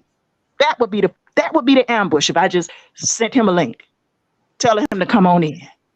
And then I'm pretending like I'm going to talk about liberation for Black women won't exist under Black supremacy or Black nationalism, but it's really about something else.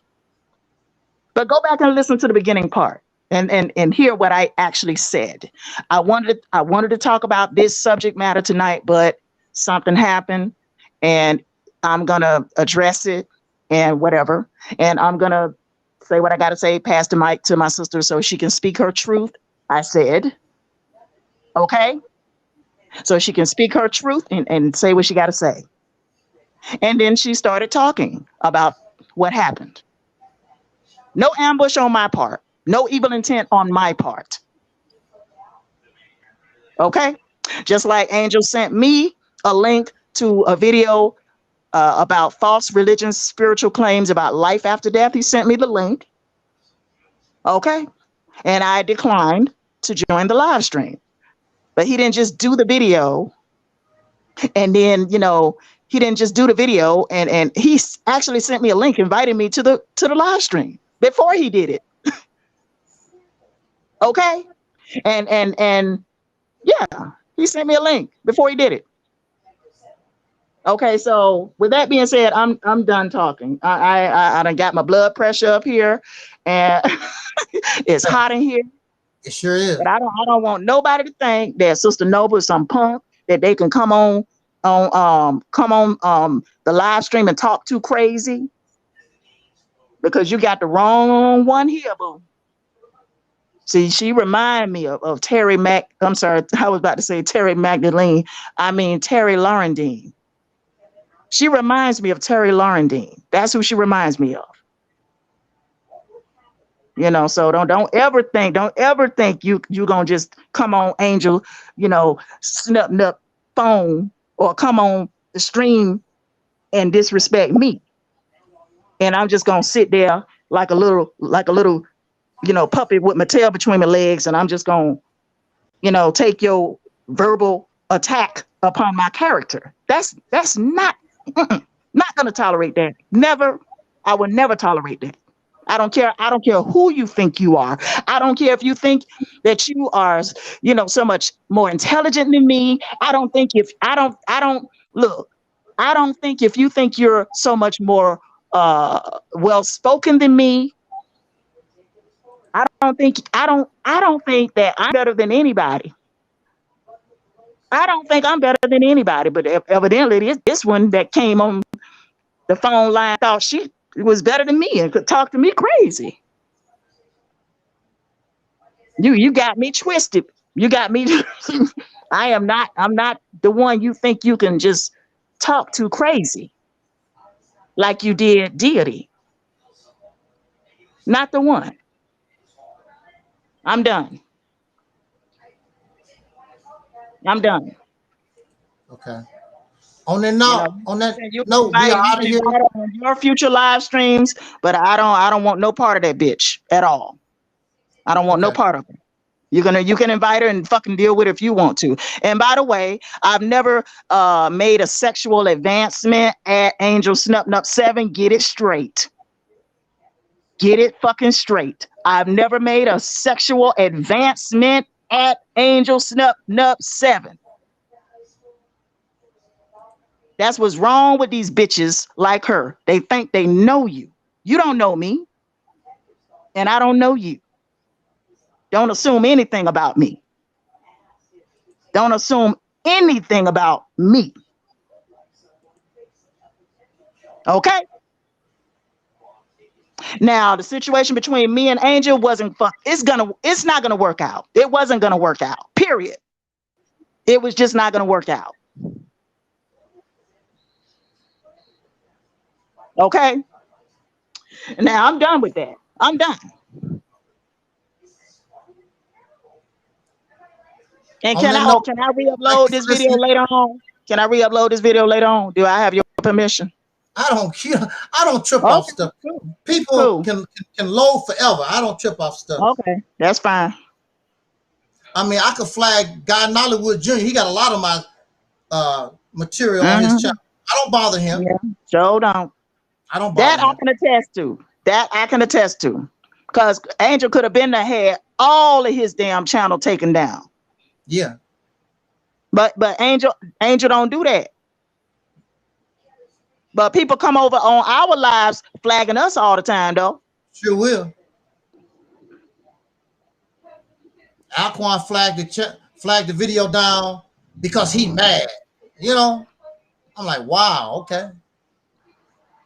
You know, I don't like to see you. And by the way, I don't know what she talking about when she said Karen made a sexual advancement. Karen wasn't studying you, Angelsnupnup7, in that manner. I mean, as far as trying to make a sexual advance on you, she wasn't, honey. That was not what she was trying to do. That was not her intent. So, Tasha, you don't know what the fuck you talking about. You don't know what the hell you talking about. Because I wasn't making any sexual advances on Angel, and neither was Karen.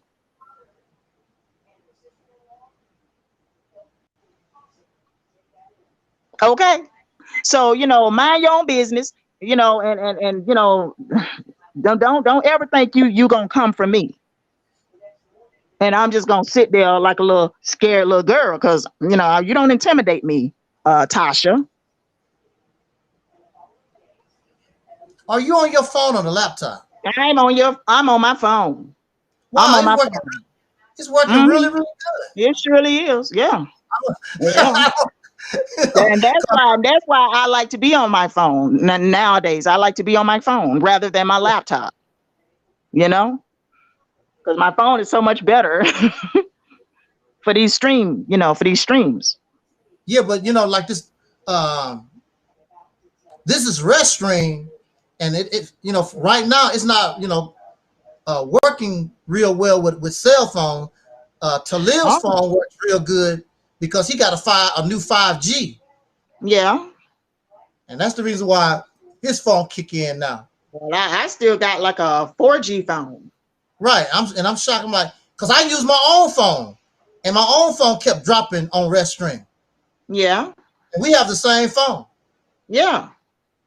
And it kept dropping. It wouldn't hold. Yeah. But yours done for hours. I mean, I know. It done for hours. And I'm also on 2%. I'm also on 2%. I got it plugged up right now.